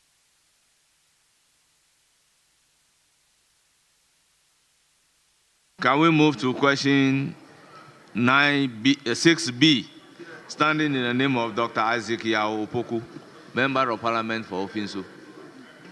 Thank you very much, Mr. Speaker, for granting me the space. Speaker, I rise to ask the Minister for Trade, Agribusiness and Industry what steps the ministry is taking to curb the resurgence of inferior cement into the market. Thank you very much, Mr. Speaker. Yes, Honorable Minister.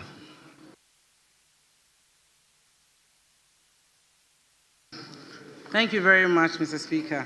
Mr. Speaker, in response to the resurgence of inferior cement on the market, the Ministry of Trade, Agribusiness and Industry, through the Ghana Standard Authority, has adopted several strategic measures aimed at curbing this menace and ensuring that only high-quality cement products are available to customers. Firstly, inspections and sampling at cement manufacturing companies have been significantly increased. In April 2025, a nationwide round of unannounced inspection was conducted. These inspections covered all cement manufacturing companies across the country.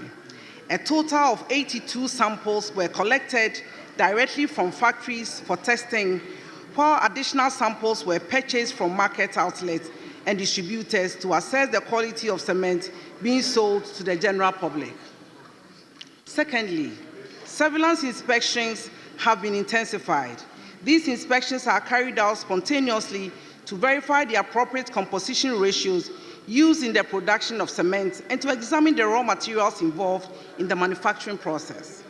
Surveillance inspections provide critical real-time information about the actual composition of the cement output. The most recent surveillance operation was conducted between 6th of May and 15th of May 2025 by the Ghana Standards Authority. Thirdly, the scope and depth of product testing has been expanded.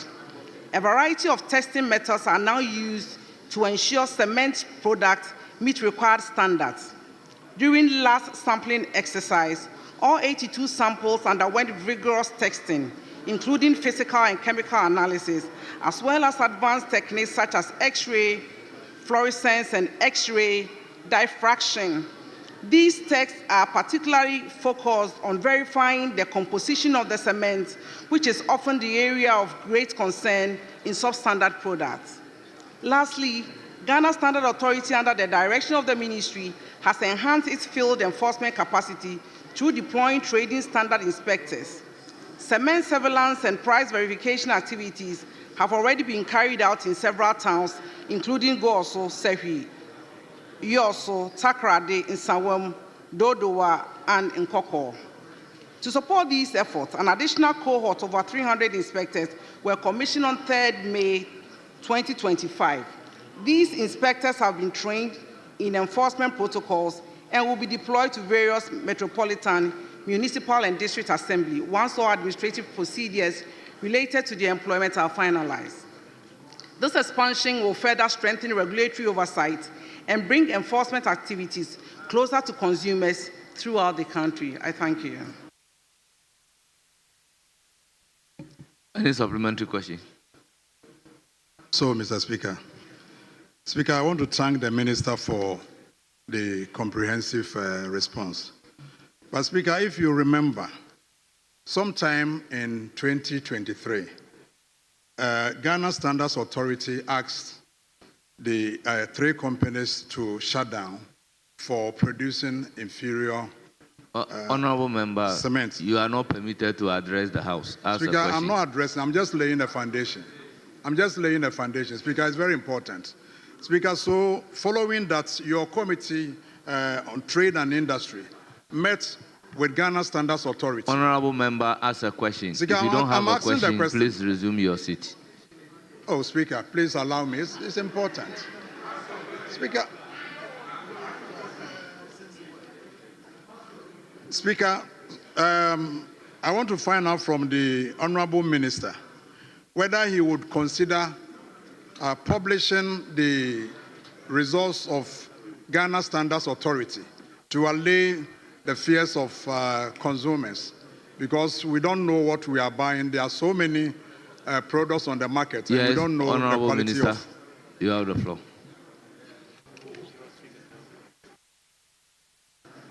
Thank you very much, Mr. Speaker, for the question.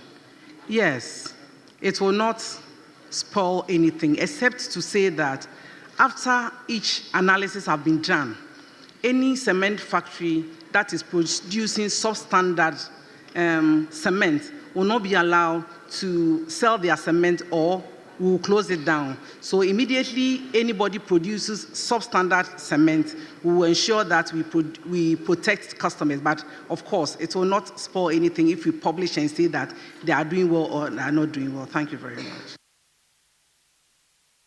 Any further question? Yeah. Very much, Mr. Speaker. Mr. Speaker, I also want to find out from the minister what is the frequency of inspection? Yes, Honorable Minister.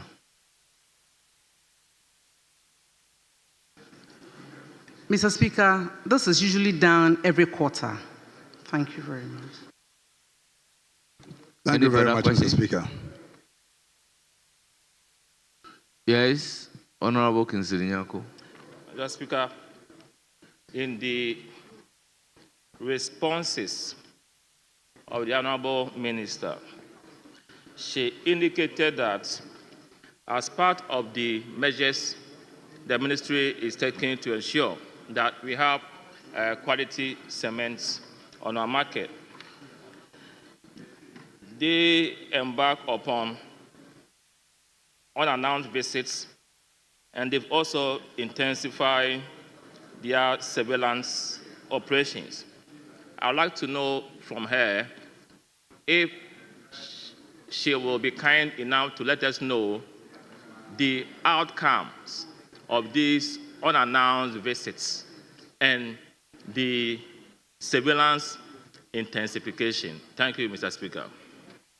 Yes, Honorable Minister.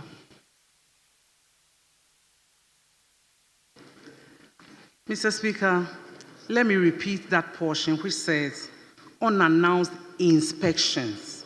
It's not unannounced visit by me. I indicated that the Ghana Standard Authority that has mandate to check the quality of cement that we produce in Ghana. But the reports of the analysis they did, the 82 analysis that they did, came out very well. I did not get a report of any of the companies so far producing substandard cement. But anytime that happens, I will instruct Ghana Standard Authority to do the needful. Thank you very much. With respect, subsequent to... Honorable member, you don't have the floor to ask a second supplementary question. It's not a second... Any other member having... Yes, Honorable Kojo Opon Nkrumah.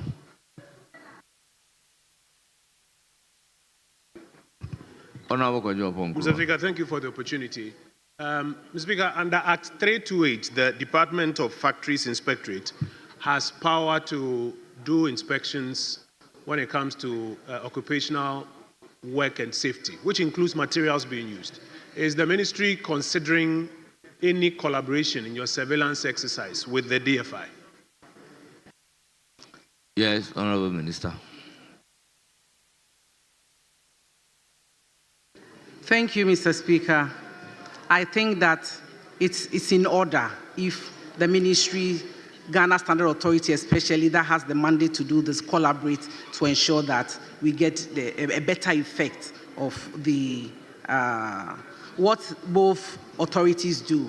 I don't see anything wrong with the collaborating and do that. So I think it's something that I'll take it in my stride and then look at.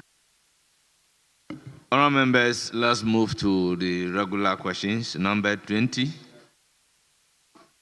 Standing in the name of Honourable Davis Ansa Opoku, Member of Parliament for Mpraiso. Thank you very much, Mr. Speaker, for the opportunity to ask. The Minister for Trade, Agribusiness and Industry, the steps the ministry is taking to personalize the rural enterprise factory and Mpraiso and the Greater Kwahu Enclave. Thank you. Yes, Honourable Minister.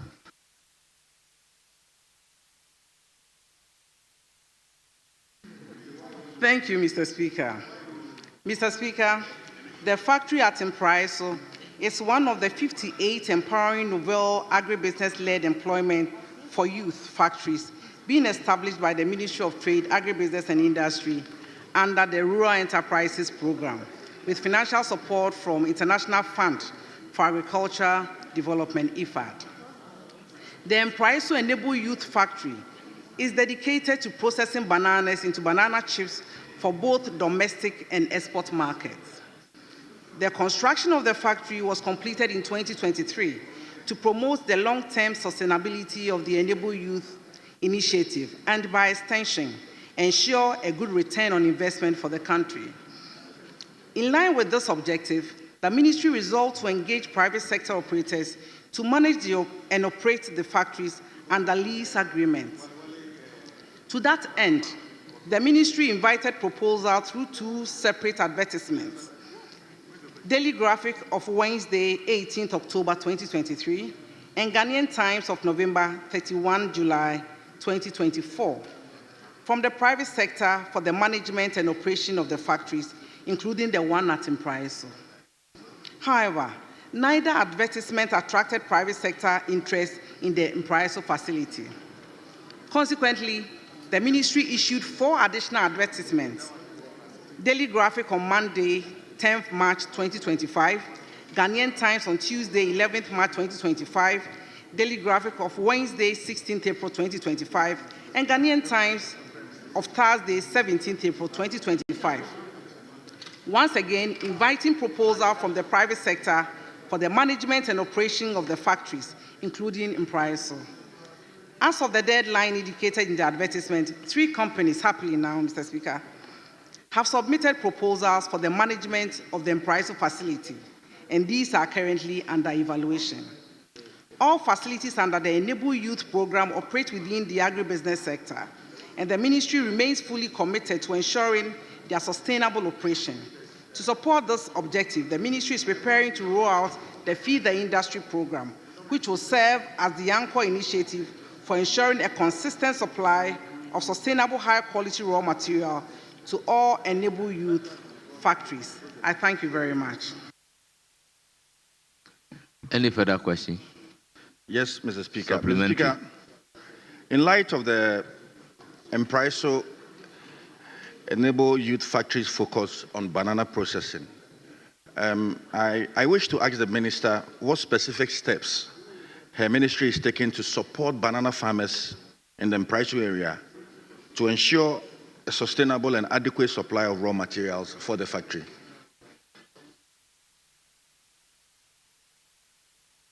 Yes, Honourable Minister. Thank you very much, Mr. Speaker. Like all the other Enable You factory, the Feed the Industry program will help the banana producers around that enclave to be able to feed the industry. So when it gets to that time, I'll be working closely with the MP for Empraiso to ensure that the factory in your area is taken care of. I thank you very much. Any further questions? Yes, Mr. Speaker, I wish to thank the Minister for the responses. Just to add that she mentioned some advertisements that went on radio, in the newspaper. I would urge the Minister that, subsequently, probably maybe MPs and MMDCs in this area should also be engaged. We come from a very industrial area. Our people are very enterprising. And I was surprised that the first advert will not get people, the second advert will not. But I thank the Minister that today we have 3 companies that are interested in the Empraiso processing plant.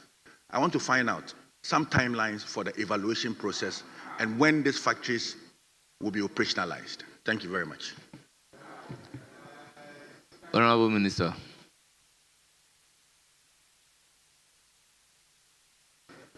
Thank you very much. To assure the MP from Empraiso that we are acting expeditiously to ensure that this happens in a very short time. I thank you very much. We thank the Minister for attending to this very important question. Thank you.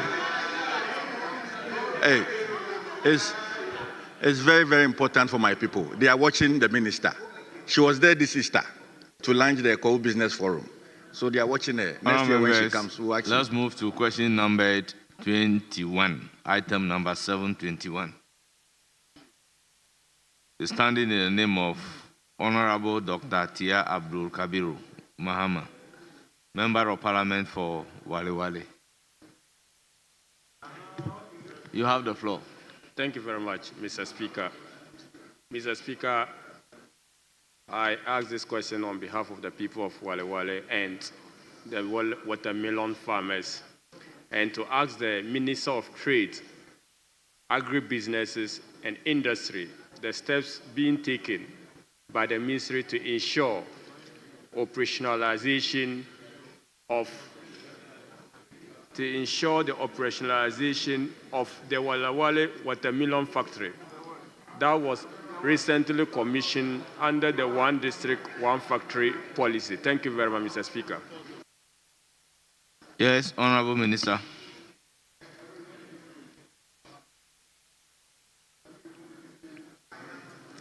Thank you, Mr. Speaker.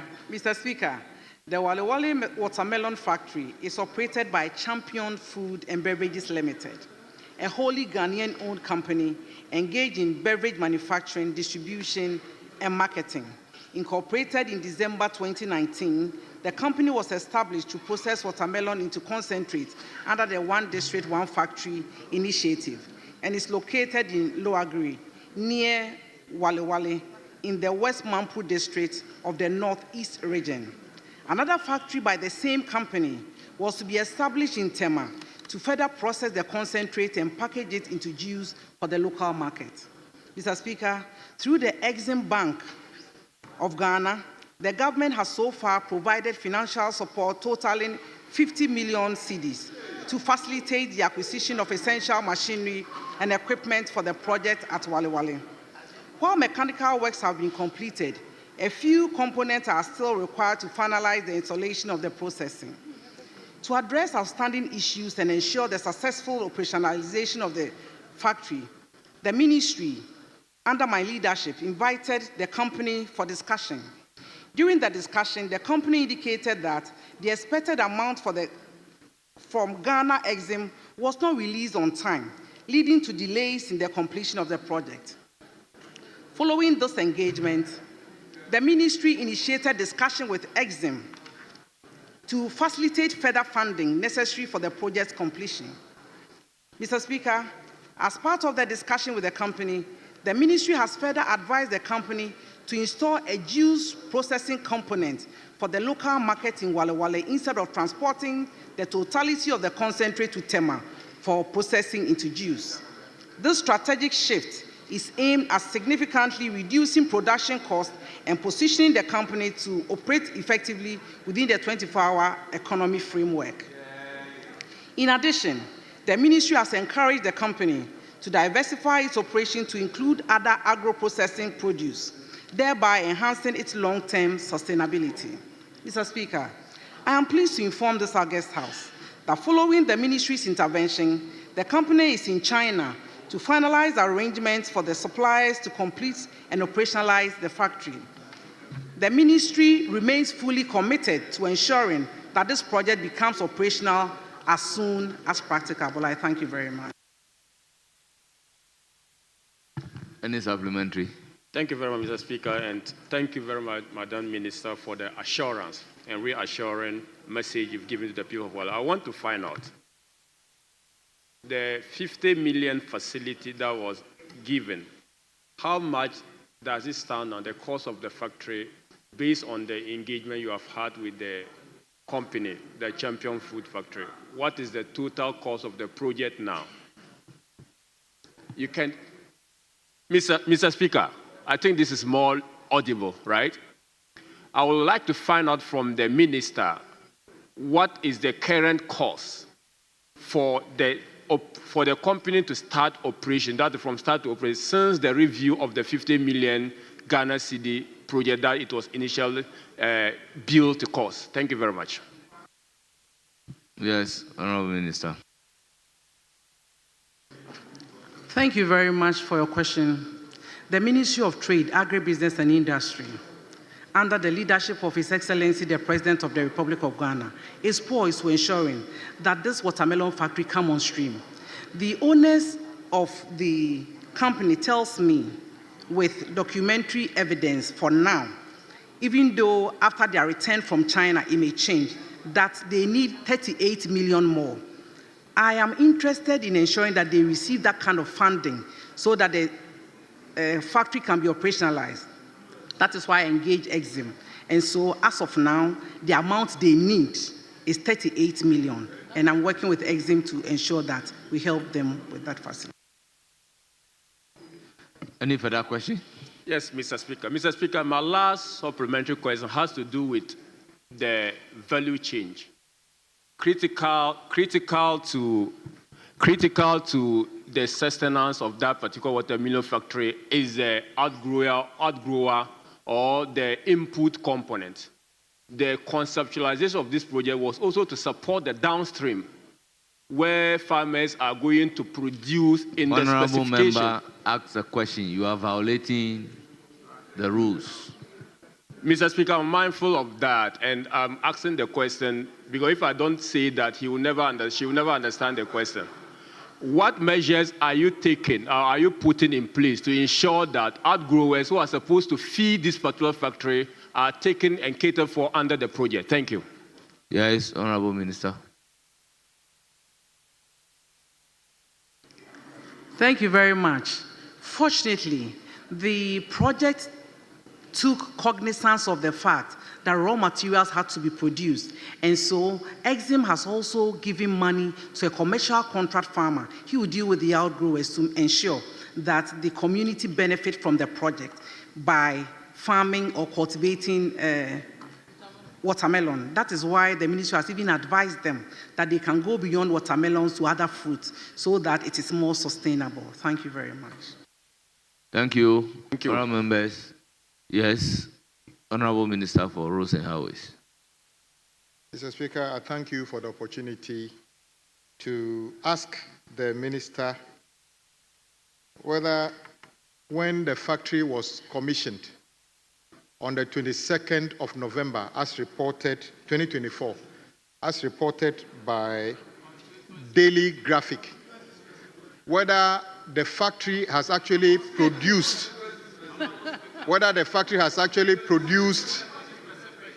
anything close to what it was built to produce.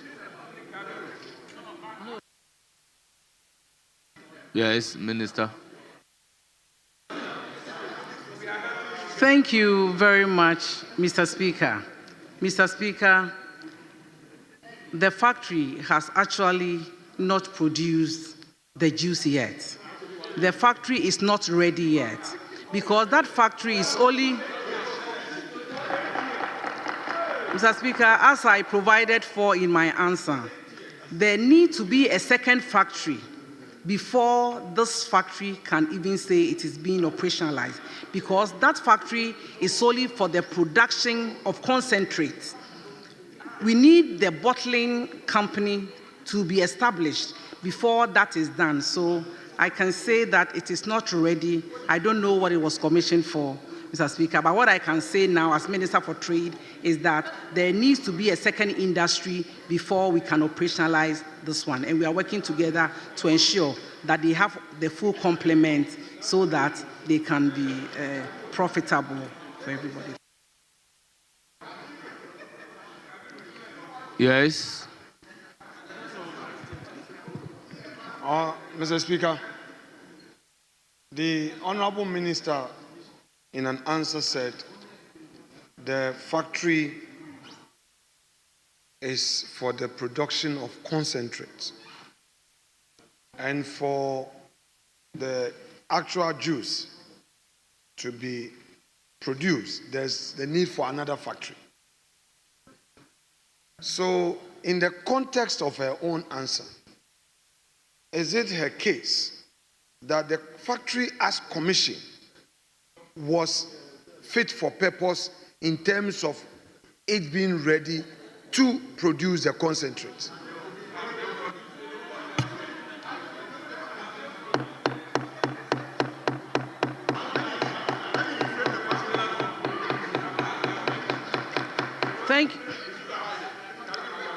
Thank you very much. Thank you very much, Mr. Speaker. The factory, as we speak now, is not ready to even produce the concentrate. Thank you very much. Yes.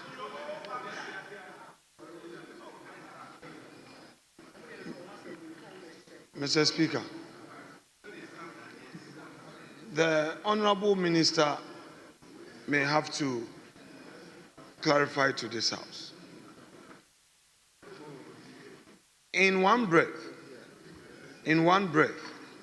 her answer is to the effect that the factory has what it takes to produce concentrate. But for the actual juicing, there must be a second factory. And he assured the House that that is being worked upon. She mentioned some 38 million cedis. By way of clarity, can the minister share with this House the exact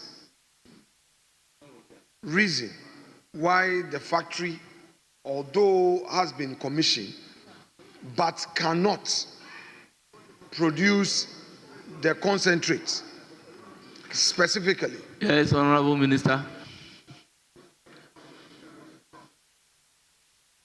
Thank you, Mr. Speaker. Mr. Speaker, I'm happy to inform the House that I did not take part in the commissioning, and so I wouldn't know why the factory was commissioned without the readiness to produce.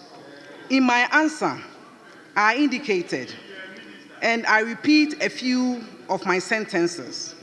While mechanical works have been completed, a few components are still required to finalize the installation of the processing. So I have indicated that the factory is not ready, even though it's built to manufacture or produce concentrate. So there is no ambiguity about my answer. There is no conflicting point in my answer. I have stated categorically that this is what the factory was meant to do, but my answer indicated clearly that it has not been finalized. The factory itself is not ready.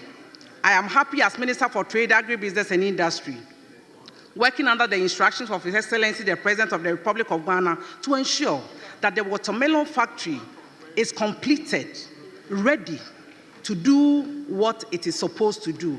And so these are my answers. I thank you very much. Yes, Honorable Jerry Ahmed. Thank you very much, Honorable Speaker. Honorable Minister, was it the case that the machines and all equipment were fixed and that all that the company needed at the point in time was just materials to do a test run? As in working capital. Yes, Honorable Minister. Thank you very much, Mr. Speaker. Mr. Speaker, I have indicated that the factory is not ready. What the factory needs is not raw materials only. I repeat that some components are still needed to be fixed in the, well, that how it was commissioned, it will be left with those who commissioned to answer. Mr. Speaker, what I can say in answer to my colleagues' question is the fact that the factory is not ready. That is why in my answer I indicated that the owners are in China right now discussing so that the manufacturers will come with the other components to finalize the operationalization of the factory. These answers are very clear. I'm clear in my mind what I say the position of the factory is. But I can add that in good faith, we are all working together to ensure that we operationalize it, because it's going to create a lot of jobs for the youth in that area. It's going to help the farmers in that area. It can even grow to a point where we export what they produce. So I am number ready to ensure that the right things are done. But the current position of the company is that it is not ready. I thank you.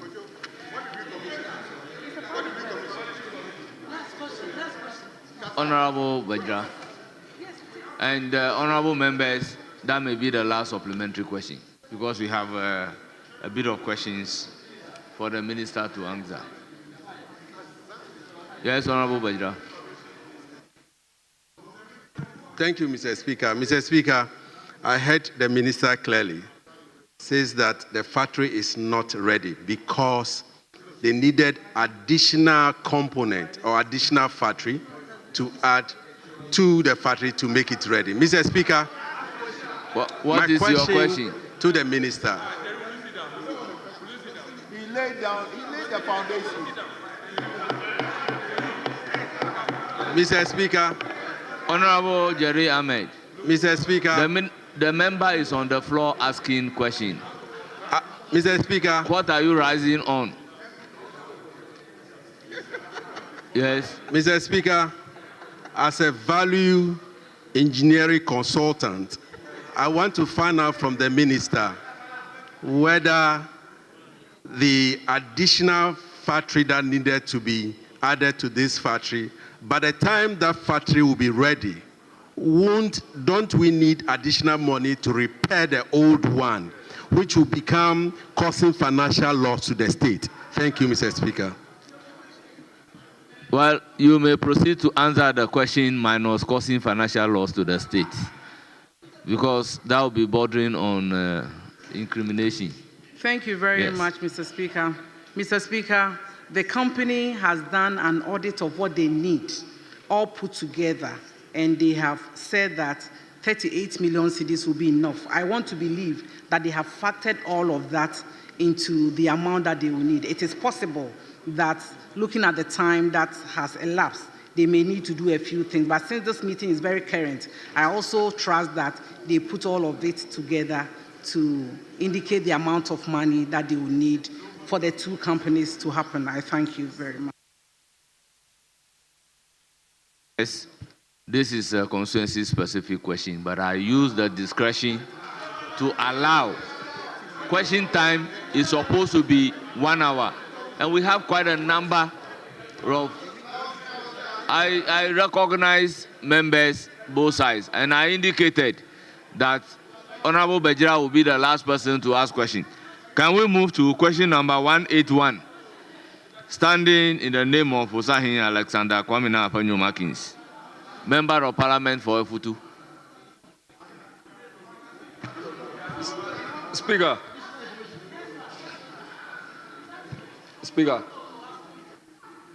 Yes.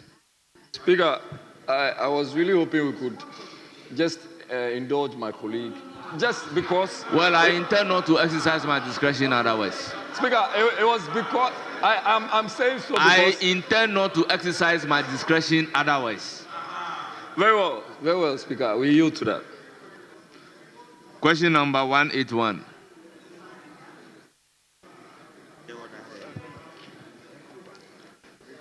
Yes.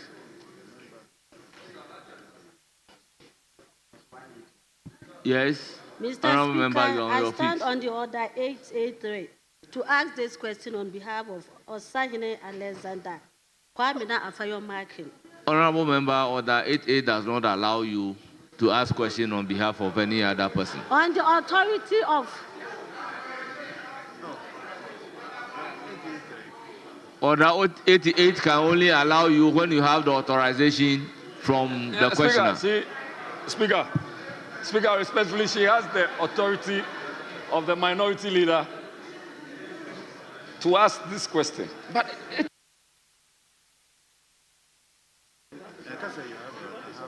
Mr. Speaker, I have his authorization to Very well, very well. Honorable members, the first thing that you have to do is that you have the authorization of the member, and therefore you are seeking Speaker's permission to ask the question. But if you said you are standing on this order, the order only allows you, provided you have the authorization and the permission from the Speaker. So Mr. you may Speaker, go ahead. I'm guided. Ask the question. Thank you, Mr. Speaker. I'm guided. I rise to ask the Minister for Trade, Agribusiness and Industry the specific incentives and investments promotion packages being deployed to attract private sector investment, given the cancellation of one district, one factory policy. Yes, Honorable Minister, you have the floor.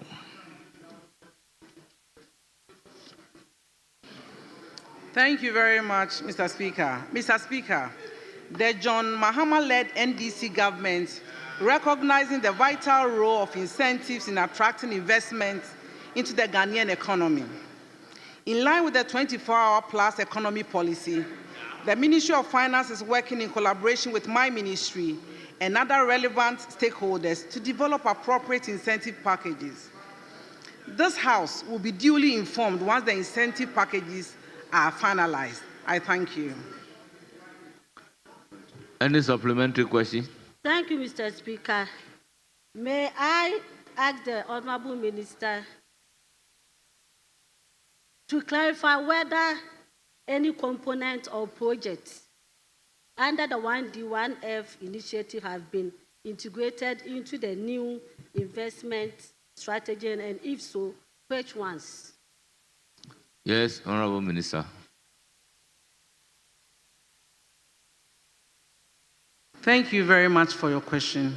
Mr. Speaker, the policy for the 24-hour economy that has all the package will be brought together when everything is complete. It is still under review. So once all of it is done, we'll bring it to the House and all the packages in will be known. Thank you. Any further question? Thank you, Mr. Speaker. In the absence of the one district, one factory framework, what concrete measures is the ministry taking to direct private sector investment in the industrial sector, especially in less developed districts?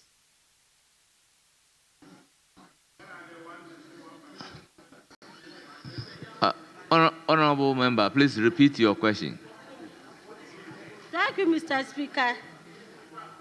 I would like to know from the minister, in the absence of 1D1F framework, In the absence of measures, in the absence, honorable members, let's listen to the member in silence.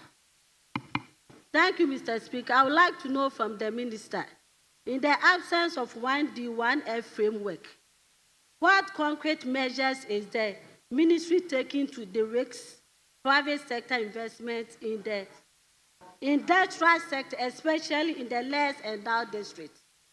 Thank you. Honorable Minister. Honorable Minister.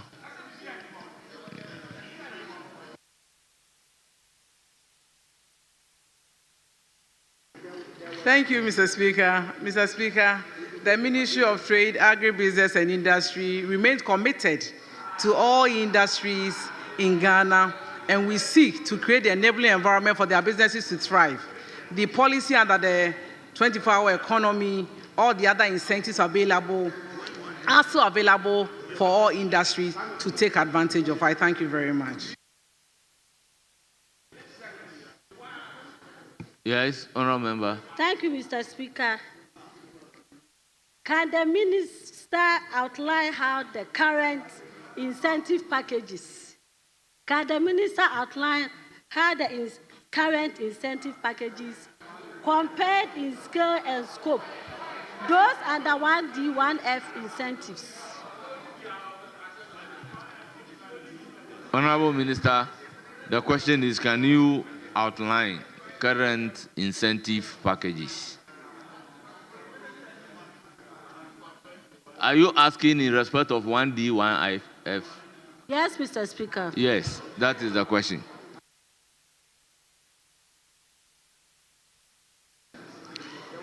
Mr. Speaker, as I speak to you right now, there are no incentives under 1D1F as a policy in Ghana. Thank you very much.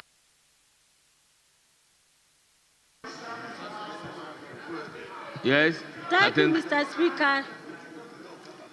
Is the ministry, I would like to know from the minister, is the ministry exploring the establishment? Honorable member, you've asked a lot of questions.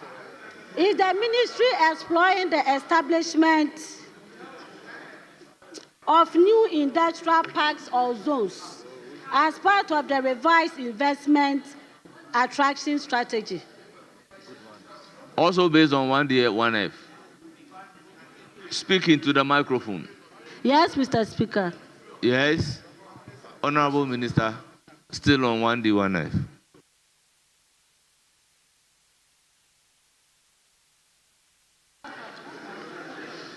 Mr. Speaker, I want to draw my colleagues' kind attention to the fact that as of now, there is no policy as 1D, 1F. I thank you.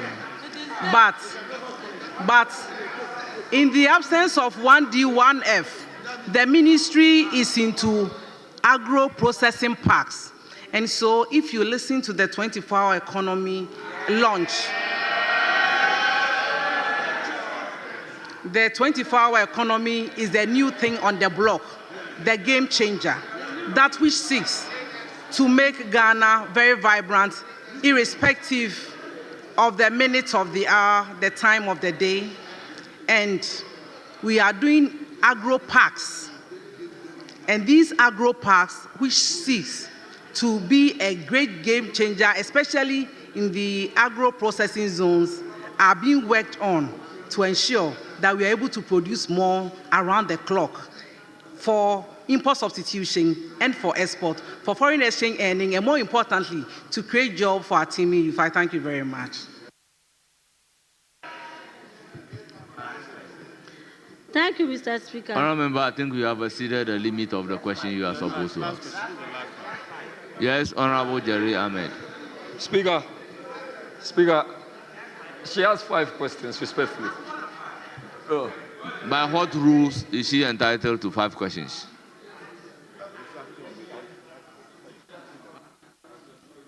You have the authority to ask the question, but the privileges given under the order, is it extended? You didn't give authority. What is not true?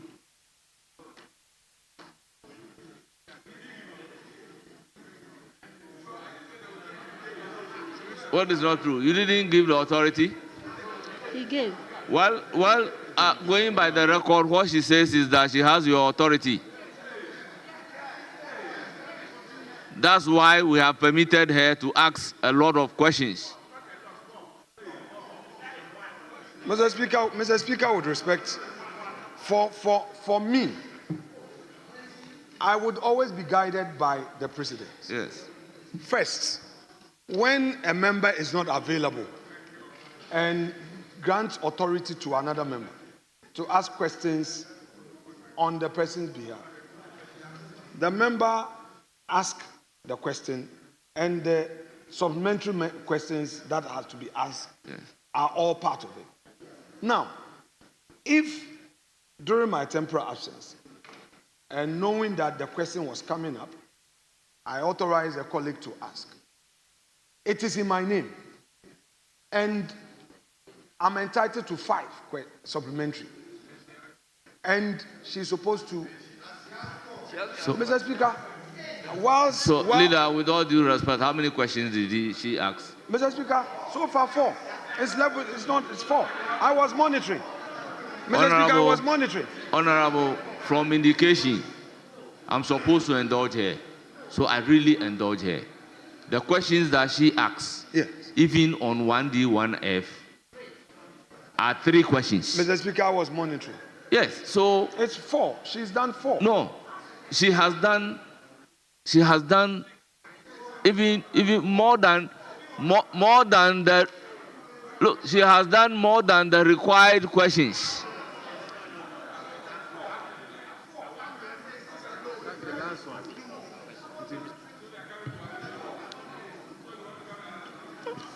Honorable members, I don't think we should belabor this particular point. Let the order guide us. It says that 89, any other member may be allowed to ask not more than 2 supplementary questions, except that the majority and the minority leader or co-leaders may each ask not more than 5 supplementary questions. I still hold the discretions. So is my discretion being challenged in the circumstances? Honourable members, yes, majority leader. Mr. Speaker, I want to ask the Minister for Trade, what if the ministry is thinking about the transitional issues that will arise from not continuing with the 1D, 1F policy. The reason is that the policy basically, the reason is that the policy was based on tax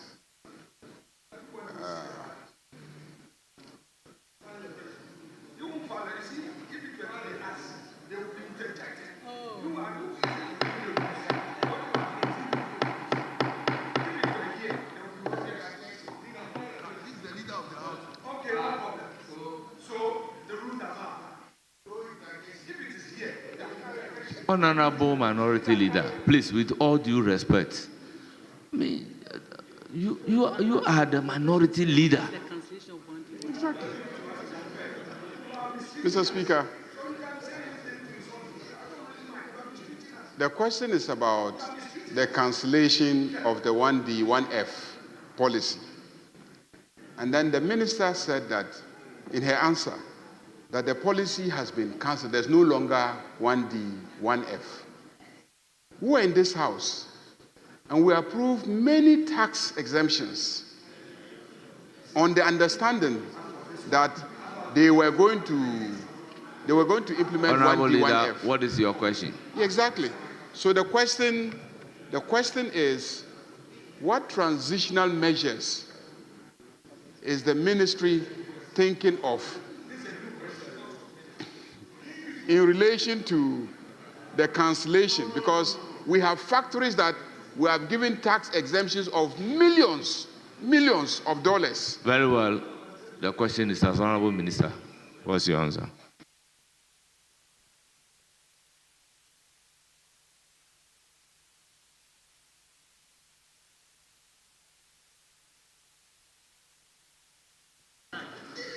Thank you very much, Mr. Speaker. Yes, Mr. Speaker, the ministry is in talks, and we are looking at the fallout from the cancellation of the 1D1F. Thank you. Yes, Honorable Kinsley Nyako. Speaker, let me find out from the minister. Since then, that is the last supplementary question on this question. I have no problem. Very well. Speaker, the minister has confirmed that indeed the 1D, 1F policy has been cancelled. Now, no, I'm just. Can I go on? Speaker, so, and the leader says, what are the temporary measures for the transition? And then she says, they are in discussion. Is it the case that you are not sure of what to do and yet you went ahead to cancel the policy? Is that the case? No, I'm asking you. Is it the case that you said it's been cancelled and the leader asks you what are the transitional measures and you are saying it's been cancelled? I'm asking. So is it the case that you did not consider alternative before cancelling it? I'm asking you a question. Well, Honorable Minister. It's a fair question. If you check order 89, it's a fair question. Thank you, Mr. Speaker. Mr. Speaker, the question 181 indicated the last few lines, given the cancellation of the 1 district, 1 factory. So the cancellation of the 1 district, 1 factory should not be attributed to me. I don't own that message. That message of the cancellation of the 1 district, 1 factory is part of this question. And so that question can be asked without recourse to me. I will say that since I did not cancel it, I will not be in the position to give reasons why remedial measures were not given before the cancellation. I thank you very much.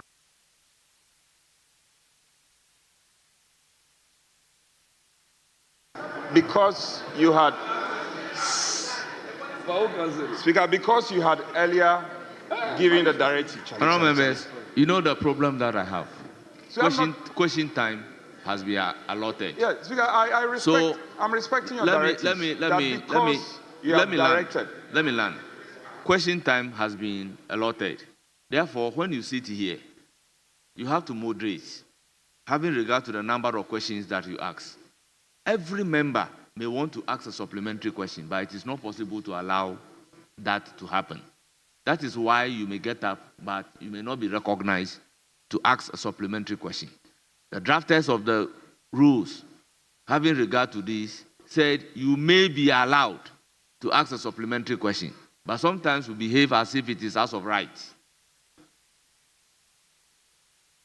Yes? Can proceed to the next question. Very well. Question numbered 235. Standing in the name of Lawrence Ajinsam, Himan Lower Denchira constituency. Thank you, Mr. Speaker. Mr. Speaker, I rise to ask the Honorable Minister for Trade, Industry and Agribusiness and Industry what policy measures the ministry is implementing to support the growth and competitiveness of the private sector. Yes, Honorable Minister.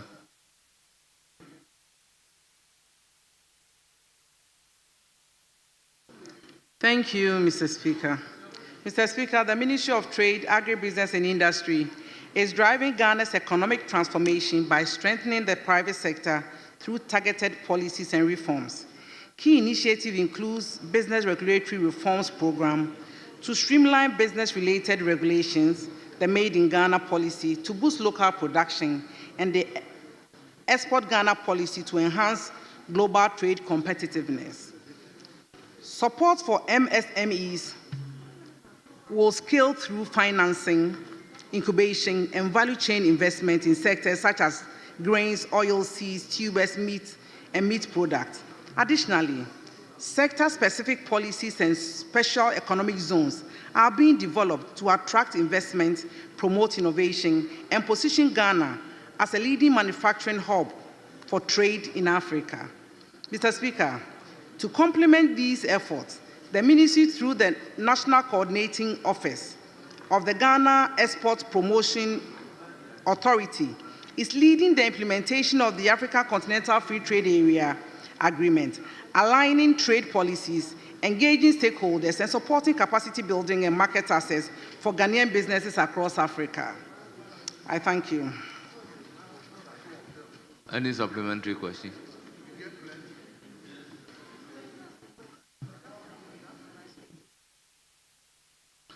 Yes, Mr. Speaker. In line with your answer in terms of export promotion, may I know from the Minister that the current AGOA, the African Growth and Opportunity Act, comes to an end in September 2025. How are we going to help the garment industry should our AGOA be discontinued? Yes, Honorable Minister.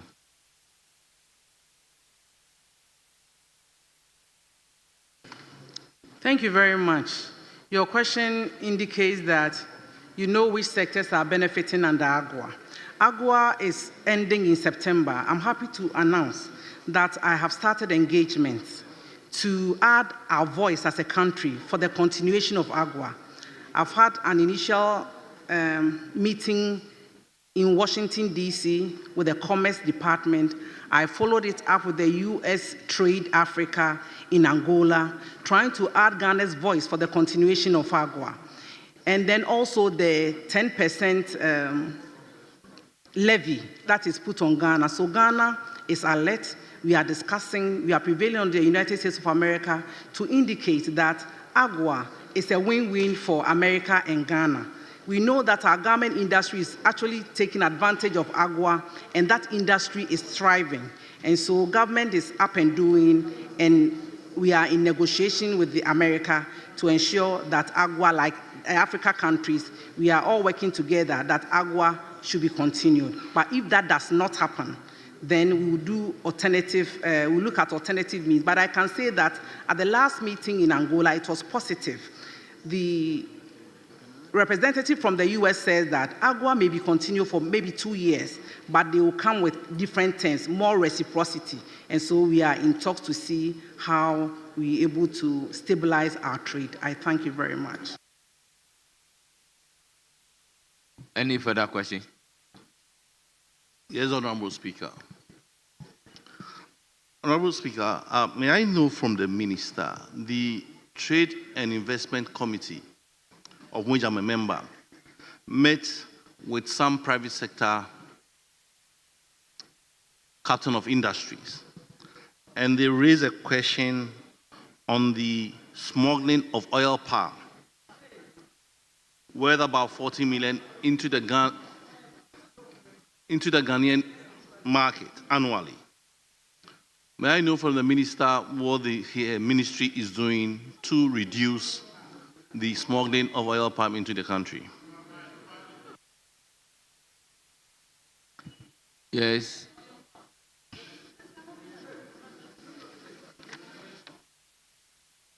Yes, Honorable Minister.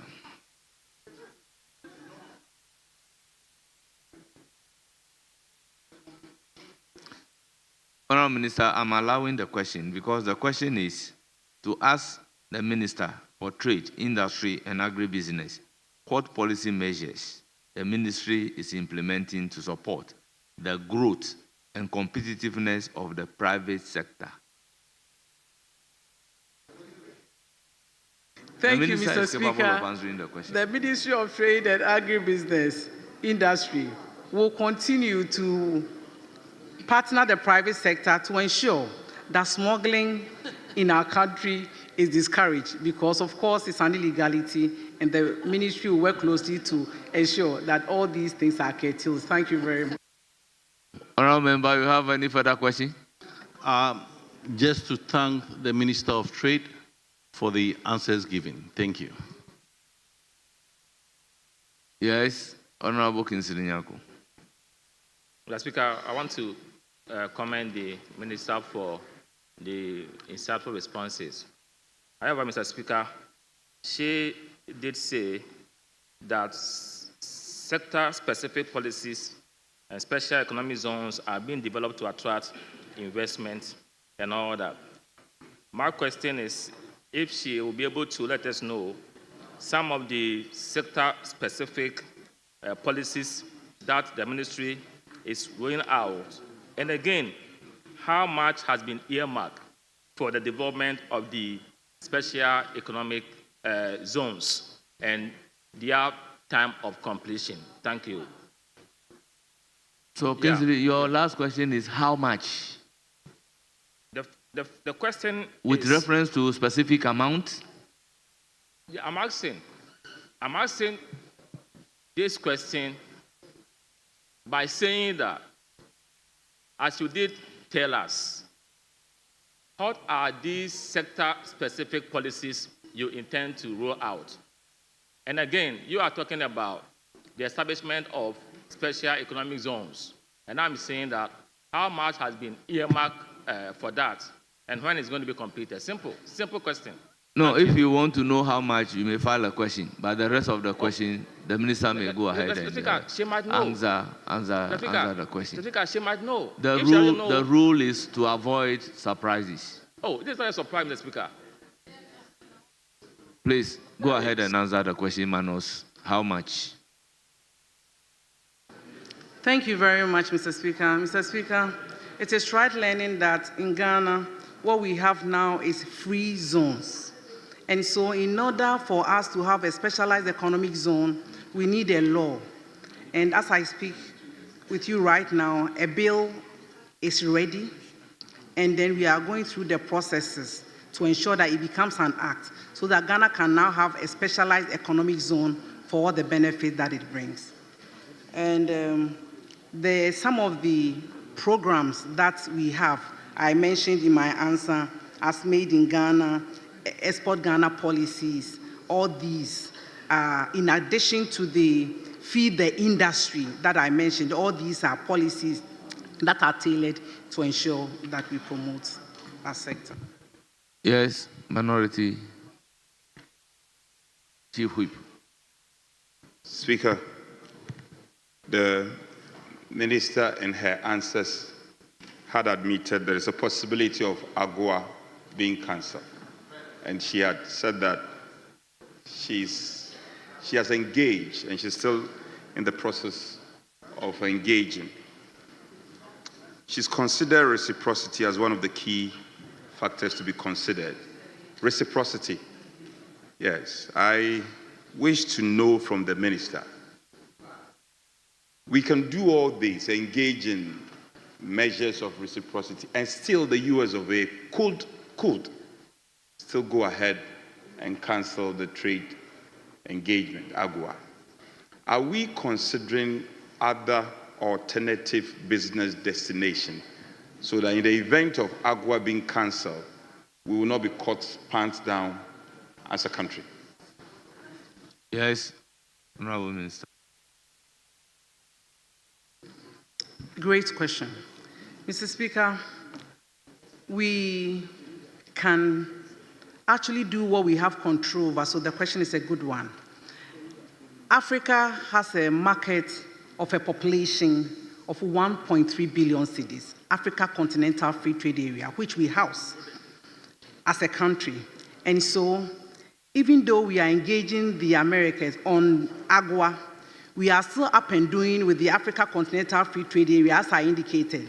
And fortunately, we are dealing with the National Coordinating Office to help more people with the rules of origin, with harmonization, to make sure that we are able to export and trade among ourselves as Africa, because we have the numbers, we have the GDP, and so it is true that in terms of the reciprocity and all of that, AGOA may not be continued, because AGOA, all Africa countries are adding our voices for same to be continued. But we have also agreed as Africa that whilst we work with that one, we must concentrate on AFTA and make sure that we get the benefit of trading among ourselves. So it's a very good question, and we are working on that one. Thank you very much.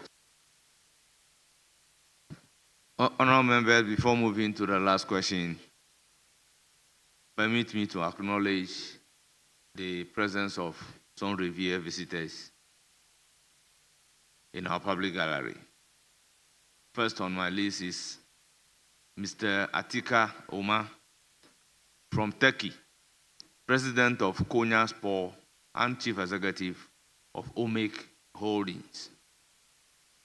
Then we have Egan Ramazan from Netherlands, a business partner. Then we have Shoemaker Flourish from Netherlands, a business partner.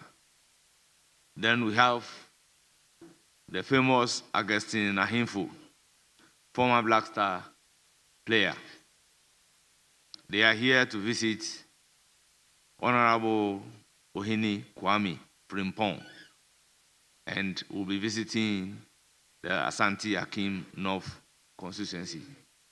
May I use the opportunity to welcome you to Parliament of Ghana. You are welcome. Honourable members, let's move to question number 240, standing in the name of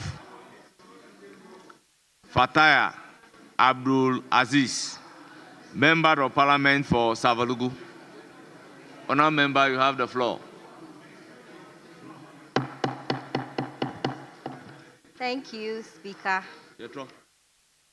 Mr. Speaker, I rise to ask the Minister for Trade, Agribusiness and Industry the steps the Minister has taken towards the implementation of the Women in Trade, Agribusiness and Industry Program, particularly concerning the development of the policy intended to support and empower women engaged in cross-border trade. Thank you, Mr. Speaker.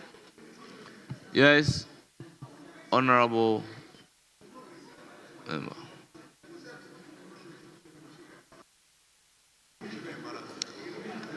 Please, let's.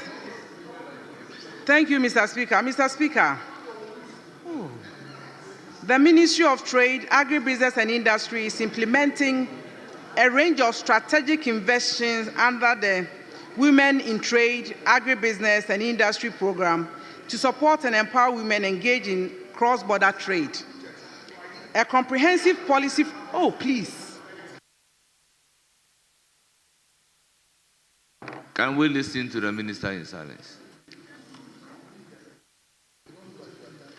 A comprehensive policy framework is being developed through broad stakeholder consultation to address key challenges such as limited access to finance, inadequate market information, capacity gaps, and regulatory constraints. Complementary efforts include simplifying trade procedures, training border officials, and fostering safer, more enabling trading environment for women. Through the Ghana Enterprises Agency, the ministry is also delivering tailored training, mentorship, and financial support to enhance the competitiveness and operational capacity of women entrepreneurs. Currently, data collection and research activities are underway to inform evidence-based policymaking and ensure the program sustained relevance and impact. Mr. Speaker, in anticipation of the policy and as part of efforts to support women and youth-led businesses in accessing market opportunities under the Africa Continental Free Trade Area, the Ministry, in collaboration with Overseas Development Institute, conducted an assessment of Ghana's preparedness to engage with the AFTA Protocol on Youth and Women. This activity was undertaken through the Gender and Trade Subcommittee of the National Trade Facilitation Committee, which plays a key role in promoting women's participation in trade. Mr. Speaker, to support this process, the ministry has initiated several relevant activities.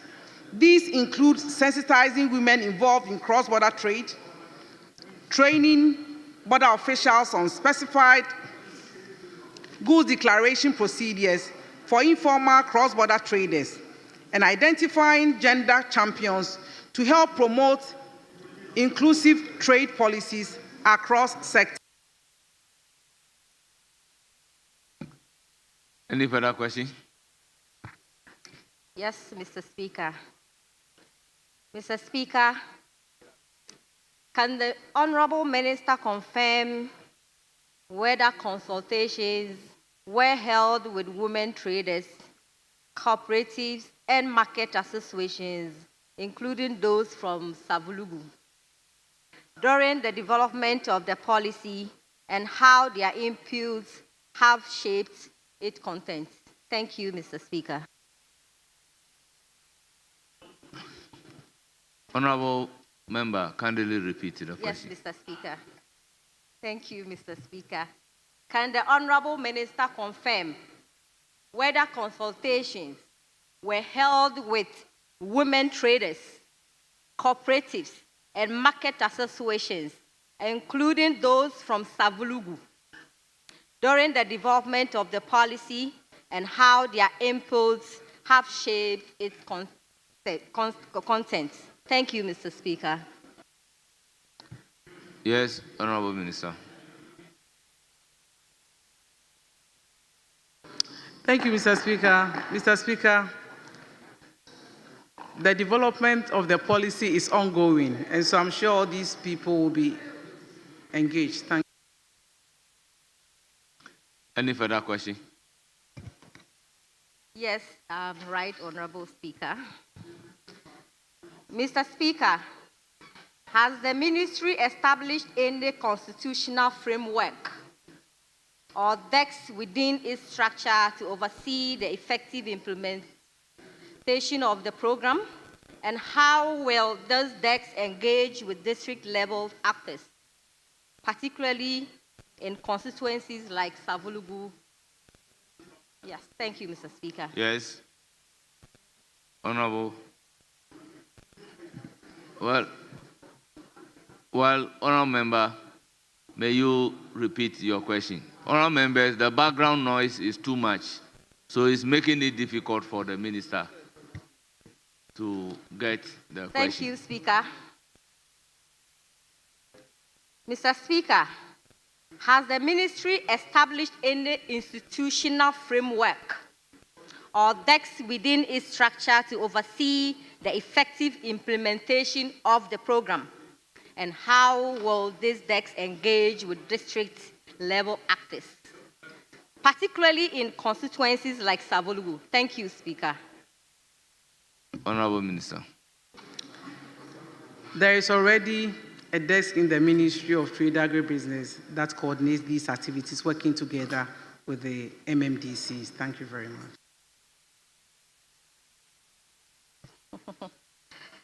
Question? Yes, Speaker. Thank you, Speaker. And thank you, Mr. Minister, Madam Minister, for the response so far.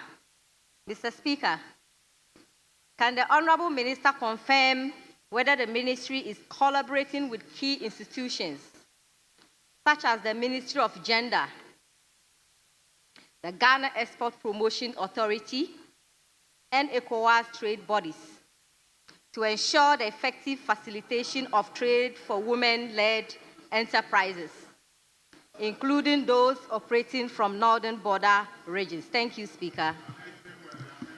Yes. Honorable Minister. Mr. Speaker, fortunately, some of these agencies are already agencies of the Ministry of Trade, Agribusiness and Industry, like GEPA, like GA. They are all industries under my ministry, and we're all working together to make sure that the policy that comes out is holistic. Thank you. Thank you very much. Honorable Member, you have asked your 3 supplementary questions. I thank the Minister for making herself available to answer the questions. And very well. Thank you, Mr. Speaker, Honorable for the Jerry opportunity. Ahmed. Thank you very much, Speaker. Honorable Minister, is the Ministry of Trade and Agribusiness in collaboration with any agency that is about to establish the Women's Bank to deal with women in trade for the purposes of supporting women? Yes, Honorable Minister. Thank you, Mr. Speaker. Yes. Yes, Honorable Kojo Nkrumah. Mr. Speaker, thank you. Honorable Minister, in the 2025 fiscal program,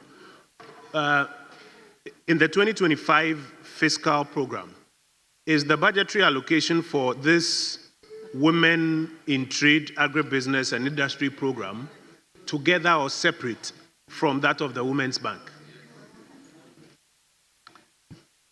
Yes, Honorable Minister.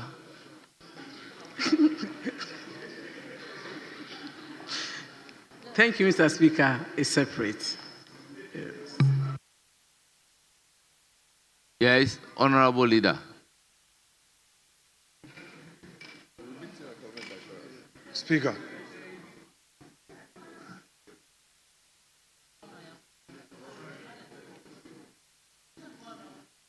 Mr. Speaker.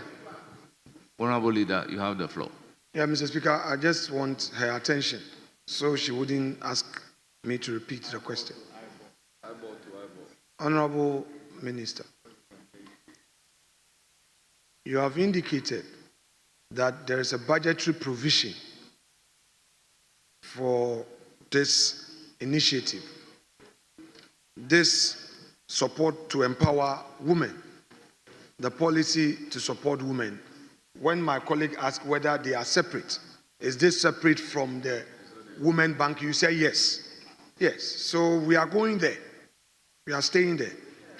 Are you telling us that indeed in this 2025 fiscal year, specific provisions have been made and released to your ministry to support this initiative? Is that your case? Yes, Honorable Minister. Thank you, Mr. Speaker. Mr. Speaker, the policy has already received support from the British High Commission, and that said support is available, and we are starting the program this Thursday, that is tomorrow. I will not be able to offhand remember the budget lines and remember the figures, but I can say that if I'm given the opportunity, I'll bring the support that we have received from the British. Yes, yes. I have received support from the British High Commission to facilitate this policy. And so money for this policy is not a problem. I thank you. Mr. Speaker, this is a House of Records. The rules say we should not argue, debate.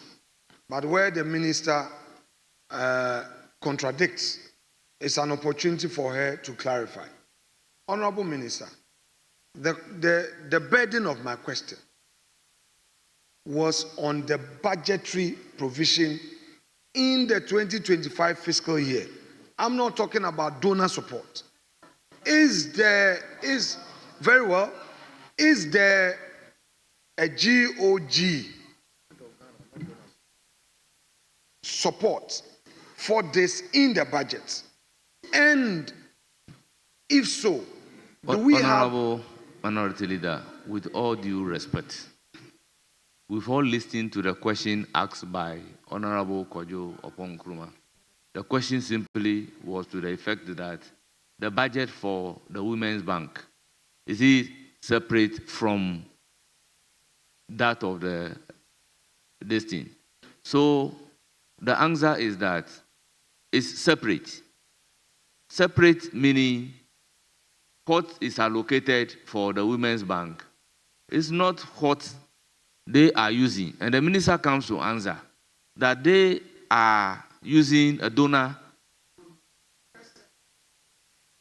Mr. Speaker, that is the understanding that I got. No. If you have a different understanding. No, Mr. Speaker. She first said. He did not even premise his question on the allocation in the government budget and all those things. No, Mr. Speaker, no.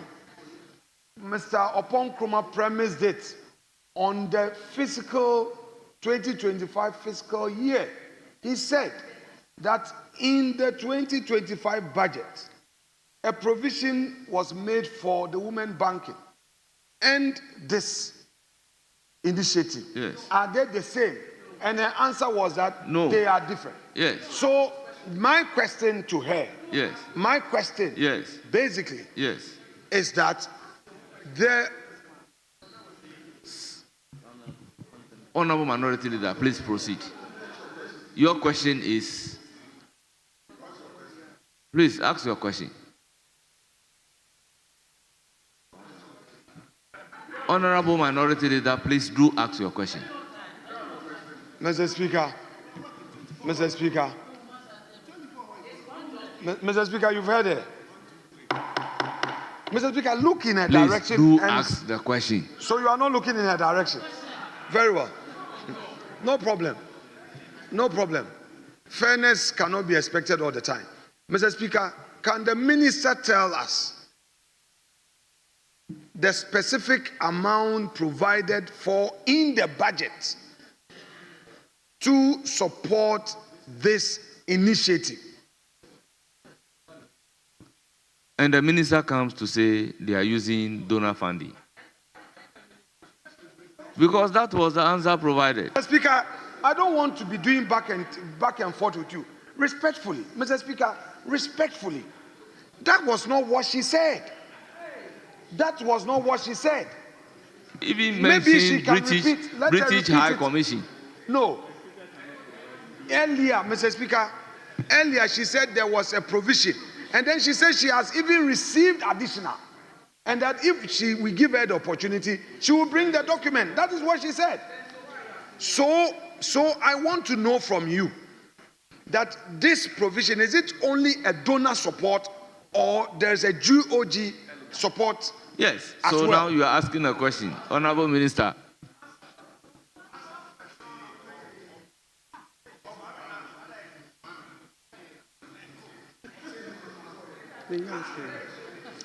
Thank you, Mr. Speaker. Mr. Speaker, if specific figures are required of me, With the greatest respect, I need to be apprised so that I can provide those kind of information. I thank you very much.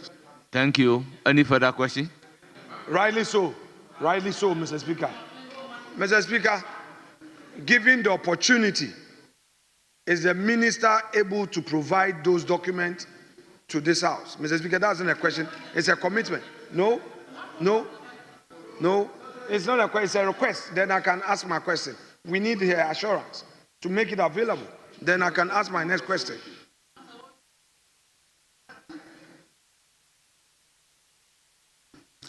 Thank you, Mr. Speaker. All these documents, even though are in Parliament already, especially the budget, I'm happy and willing to provide my budget so that we see the budget lines. And I'm willing, for example, to also provide any donor support I've received relative to this policy. I thank you. Mr. Speaker, can the minister share with us, in the implementation of this policy, how she intends to select the beneficiaries?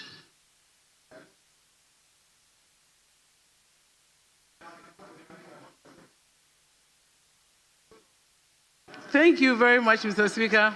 Mr. Speaker, the policy is going to be drawn by all of us, including the minority leader. And so whatever we put in the policy is what we will implement. So I am sure that at the... He wasn't even listening to the question. I'm answering Honorable the question Minister, somebody you are has hereby asked. directed not Mr. to speak Speaker, to anybody across. Honorable Mr. Minister, Speaker, you are hereby directed as not I to speak to indicated anybody earlier across. to you, based on the question that was asked, when the policy is done, it will be a reflection of what we all agree. And so I am sure that whatever the minority leader has in mind will be brought to fore. We all deliberate. And then whatever the minority leader will contribute in the discussion, since it will be individuals who will be called upon to also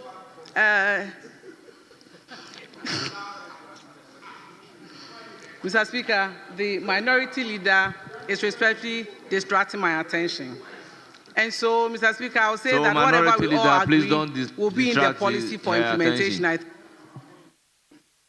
Honourable members, statement time has ended.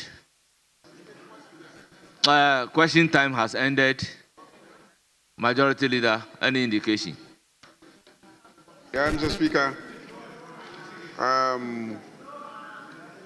The Fisheries and Aquaculture Bill was introduced and referred by your good self to a committee.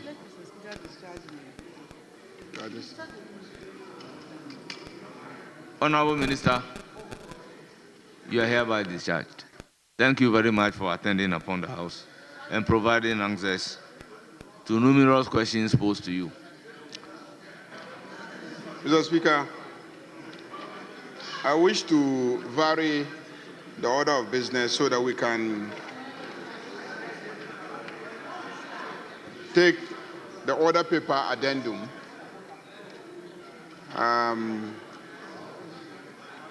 The Minister for Fisheries and Aquaculture has indicated that she wants to withdraw the Fisheries and Aquaculture Bill that was laid in the House some time ago and referred to the committee, and then really a new bill.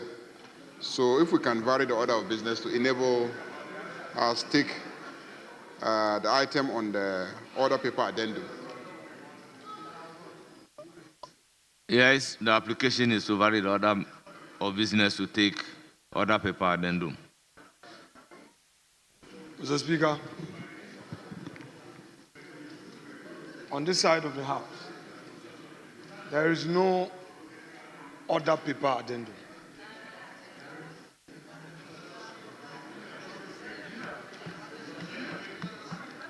The majority leader knows the practice of this House.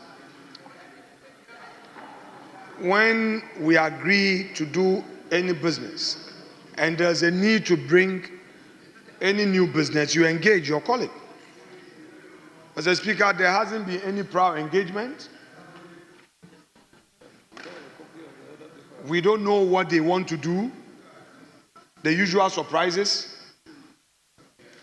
I sit here, no other people addendum.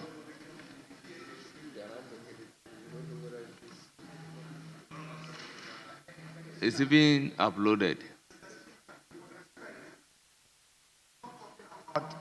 The uploading, Mr. Speaker, sometimes allow us to make our point. Anytime we are making our point, you are coming in to assist. When it's the other side, you allow absolute silence on your side.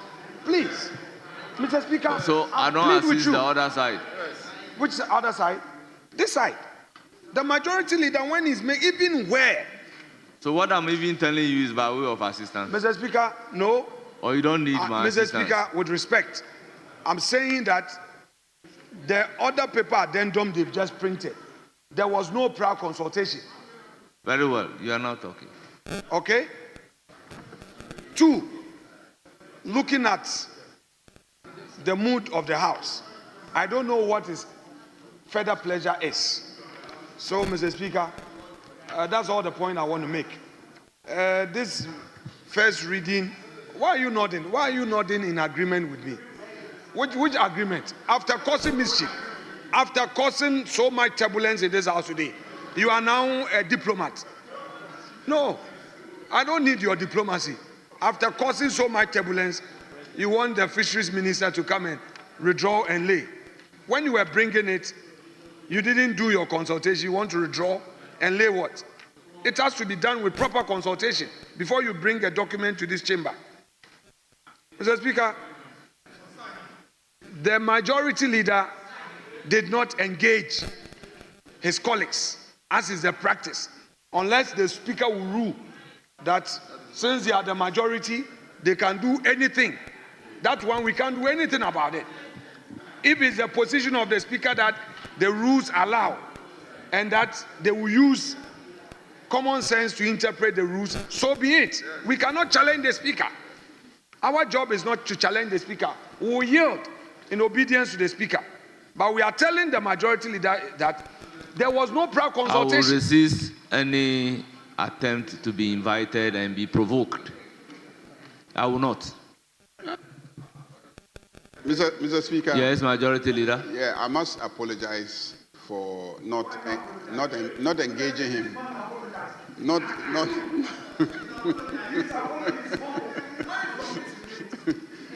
I must apologize for not engaging him, but I will say that the bill was considered by your committee, and I think he has members on the committee. They worked on the bill, and then you referred the bill to me for winnowing. So when the committee met, and there were members on the other side who were at the winnowing committee meeting. So when we met, we realized that what had happened was that the Agri Committee met and then invited stakeholders. There were amendments proposed by the FAO, Fisheries Commission, and other stakeholders, and individual members also had some proposals for amendments, and so the committee had its own amendments. So they referred all these amendments back to the Attorney General's office to be incorporated into the bill. And that was what was brought to the committee for winnowing.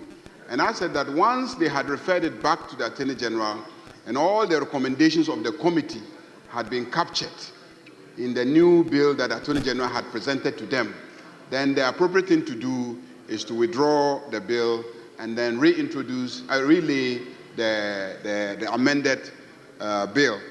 That would be neater than the committee bringing a report to this chamber with a very tall list of amendments, and that would delay us at consideration stage.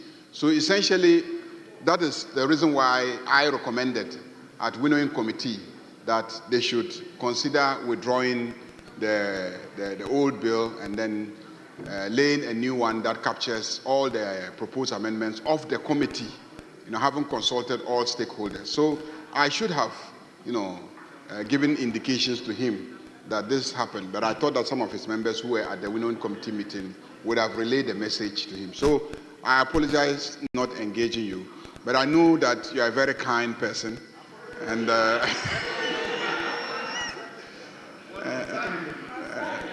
being a chief, even though his kind of chieftaincy doesn't disqualify him from being a member of parliament, I believe that he would accept and allow the minister to withdraw, and then if leave is granted by Right Honourable Speaker in this House, she will withdraw the bill and then we'll relay the new bill. Yes. Speaker, the leader of the House has spoken, and ordinarily I should yield. I will yield. But I have some few comments. Mr. Speaker, I would agree with the honorable leader if he says that the committee, through winnowing, came up with some further recommendations, and that perhaps is informing the withdrawal and relay. It's not the first we're experiencing a situation like this. But Mr. Speaker, to the extent that as part of his submission, he now adds that stakeholders like FAO came with some input, and that consultation is leading to the withdrawal as additional grounds to support the withdrawal. I find same to be very rich in the sense that, Mr. Speaker, the ministry, before coming to Parliament, must engage its internal stakeholders. So that is where my problem is. Was this rushed? And I recall when the minister came, her application was for us to consider it under certificate of urgency. Why would you come to Parliament before consulting FAO? No, that's the submission of the leader. Why wasn't there broader consultation, Mr. Speaker? We've seen this in this House before, where the Doomsday levy was brought and later on stakeholders were raising concerns. They rushed it through the night. And after the levy had been passed by the majority side in the dead of night, stakeholders were raising alarm. And now they are saying they are doing further consultation until 16 June. If I were government, I would listen to the concerns of the people, not to even implement the Doomsday levy. If you mean well, like you are doing now, then you should even have done so in the Doomsday levy situation. We are not seeing that. And then you come, you say, oh, now FAO and other bodies have made input.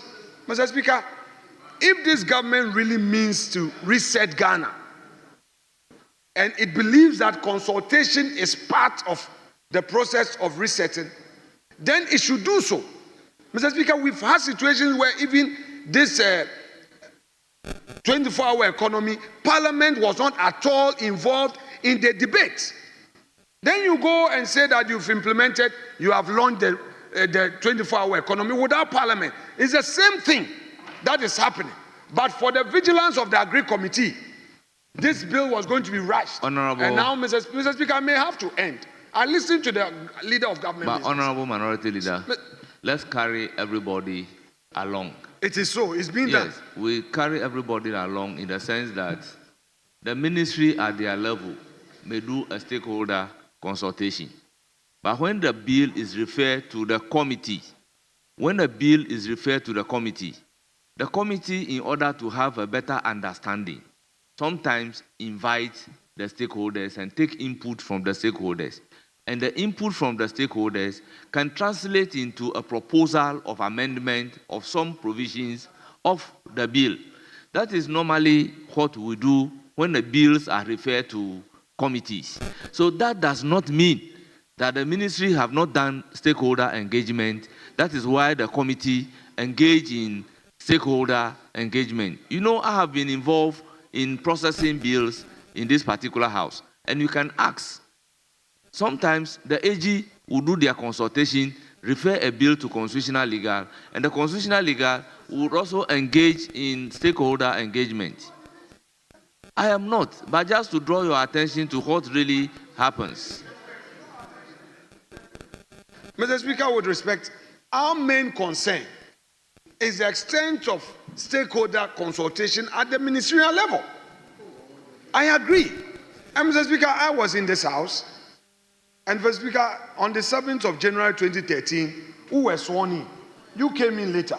So in terms of age, I've been here longer in the processes. So I know, and I agree with you. But if you say in terms of the bill processing, you must defer to me. Mr. Speaker, you are the speaker. Mr. Speaker, here you are the speaker. If you come to ECOWAS, I'm a speaker there. So, but here, who are we? Mr. Speaker, who are we? When you are presiding, I'm you a take first all the deputy powers. speaker, you are but third. one day you come to Abuja. A third deputy speaker. Mr. Speaker, one day you come to Abuja, where my powers are. But it's okay. You have your powers. Mr. Speaker,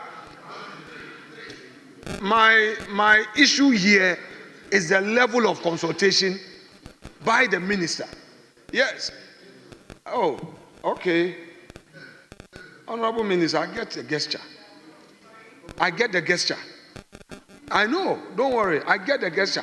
I lived in a compound house, I get the gesture. I stayed in a compound house, so the cameras are capturing you very well. Don't worry, Minister, the cameras are capturing you. We are saying that, yes, we are saying that the consultation should have been brought. You don't rush your bill here and then expect Parliament to do your work for you. That is my issue. I agree that yes, of course, Parliament invites stakeholders, but not when you have failed to do your consultation. Because if you have done it well, if you did it and did it well, FAO will not now come and say that they are making input. That's my problem.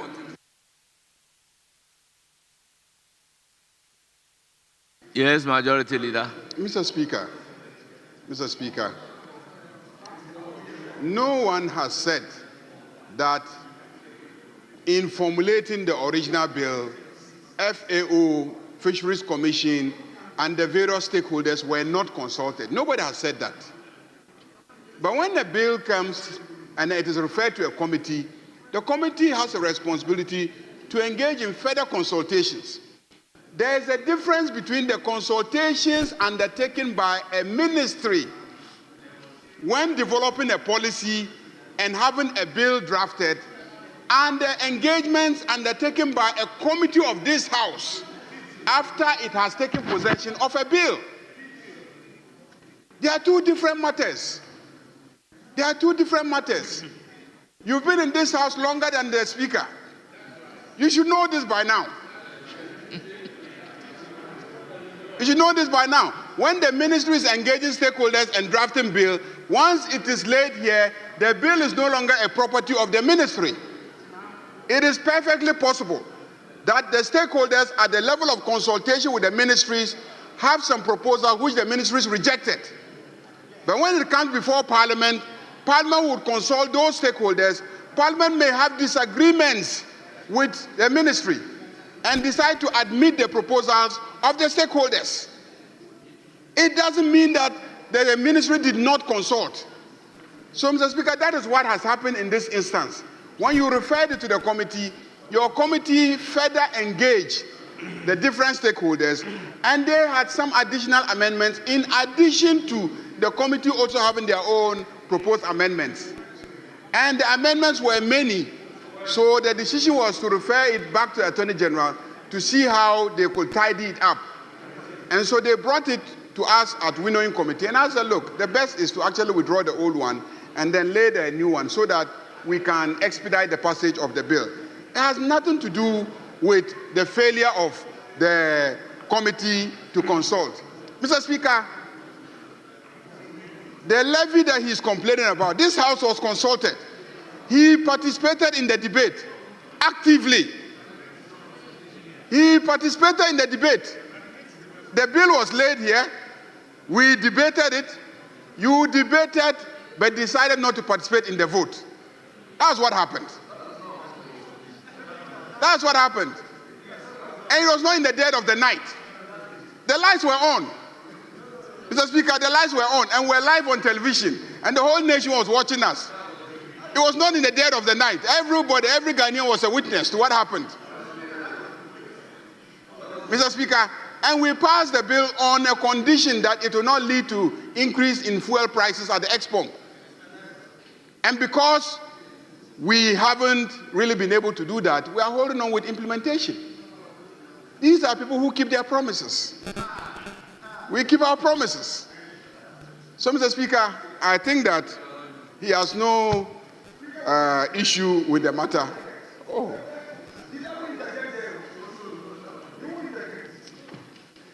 Mr. Speaker, I crave the indulgence of the House to allow the minister to withdraw the bill and then relay the bill. Yes, Honorable Nyimedu. Thank you. Mr. Speaker, not long ago, when the majority leader was sitting somewhere here, there was an issue, and he raised it. He personally said that his leadership was not consulted and that he would not succumb to surprises. Mr. Speaker, today he sits as majority leader. The most serious aspect of what they are discussing is the fact that our arrowhead is not consulted and he is giving the other paper in this chamber. That is not fair. I would have thought that the majority leader would get up and say that he will withdraw it, consult, and come and relay it. All these other things about who the ministry having done consultation or not having done consultation would have been trashed within leadership. It is not everything that we have to come and put it before cameras. So I pray majority leader should do the right thing. I do not know what is happening here, but I cannot sit here when my arrowhead himself is surprised in the chamber. That is not fair. The proper consultation must be done. Debate is not consultation. Thank you. Yes, Majority Leader. Mr. Speaker, this is a very simple matter. Mr. Speaker, this is a bill that was laid in this House, property of the House. Mr. Speaker, you referred it to your committee. Your committee went and brought some proposed amendments. It was captured in their report. On the day that they were going to take it, you, Mr. Speaker, referred it to my committee, the winnowing committee. The winnowing committee met this afternoon. And at the meeting, we concluded that the best thing to do is to withdraw the bill and then relay the bill. Very simple matter. So we invited the minister. There were members on the other side who were on the committee, and they participated in the deliberations, and we all concluded as a committee that the best thing to do is to withdraw the bill. I was expecting that they would mention it to their leadership, but I have indeed admitted that I should have signaled him. But Mr. Speaker, the whole day he's been very, very belligerent. He's been fighting ministers, fighting his colleague leadership, and because of that, there was no space for engagement. Mr. Speaker, even you, he fought you the whole day. He's been fighting you. Fighting everybody. There was no room for engagement. No room for engagement. Mr. Speaker, if we relay the bill, then we can engage on the new proposal that the ministry is bringing. So let us withdraw what is before us, relay the new bill, and then we can engage on the new bill. So, Mr. Speaker, I don't better accept it. Honorable members, I'm inclined to grant leave, and leave is hereby granted for the withdrawal of the bill.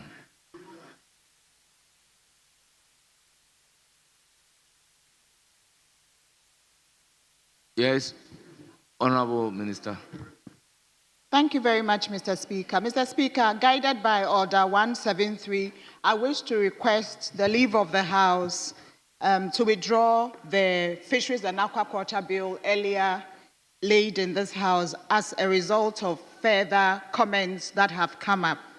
So, Mr. Speaker, I hereby seek leave to withdraw the bill as laid on 3rd June and accordingly request to be allowed to lay the updated bill titled Fisheries and Aquaculture Bill 2025. Leave is accordingly granted.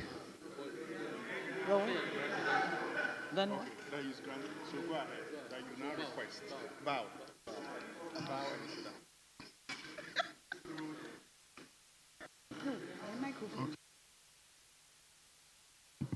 Yes. So, at commencement of public business. So, Mr. Speaker, if we can now take presentation and first reading of bills. Bills, yes.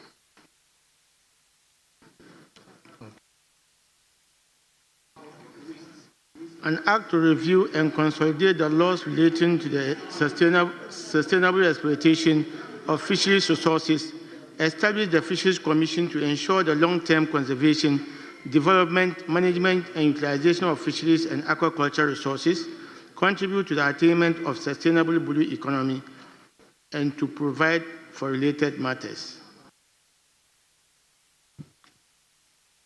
Honourable members, the Fisheries and Aquaculture Bill 2025 is accordingly read the first time and referred to the committee responsible for Food, Agriculture, and Cocoa Affairs Committee. Yes, Honourable Leader. Yeah, Mr. Speaker, the bill is not gazetted and therefore brought under a certificate of urgency as previously done. I would urge upon the committee to consider the agency or otherwise and report to this House.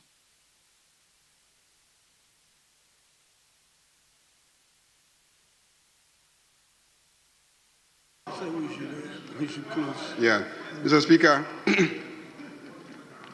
Mr. Speaker, the minority are complaining that they are tied.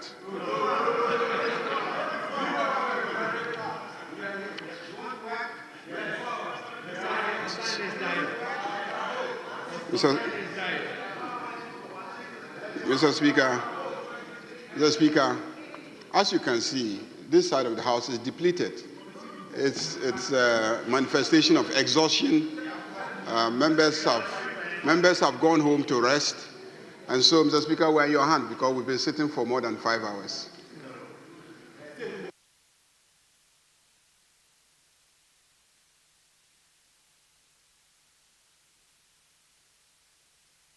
Honourable members, we've been sitting in excess of 5 hours, fortified by Standing Order 56. I have the authority to adjourn the House, and accordingly, the House is hereby adjourned till Wednesday, the 9th day of July, 2025 at 2 o'clock in the afternoon.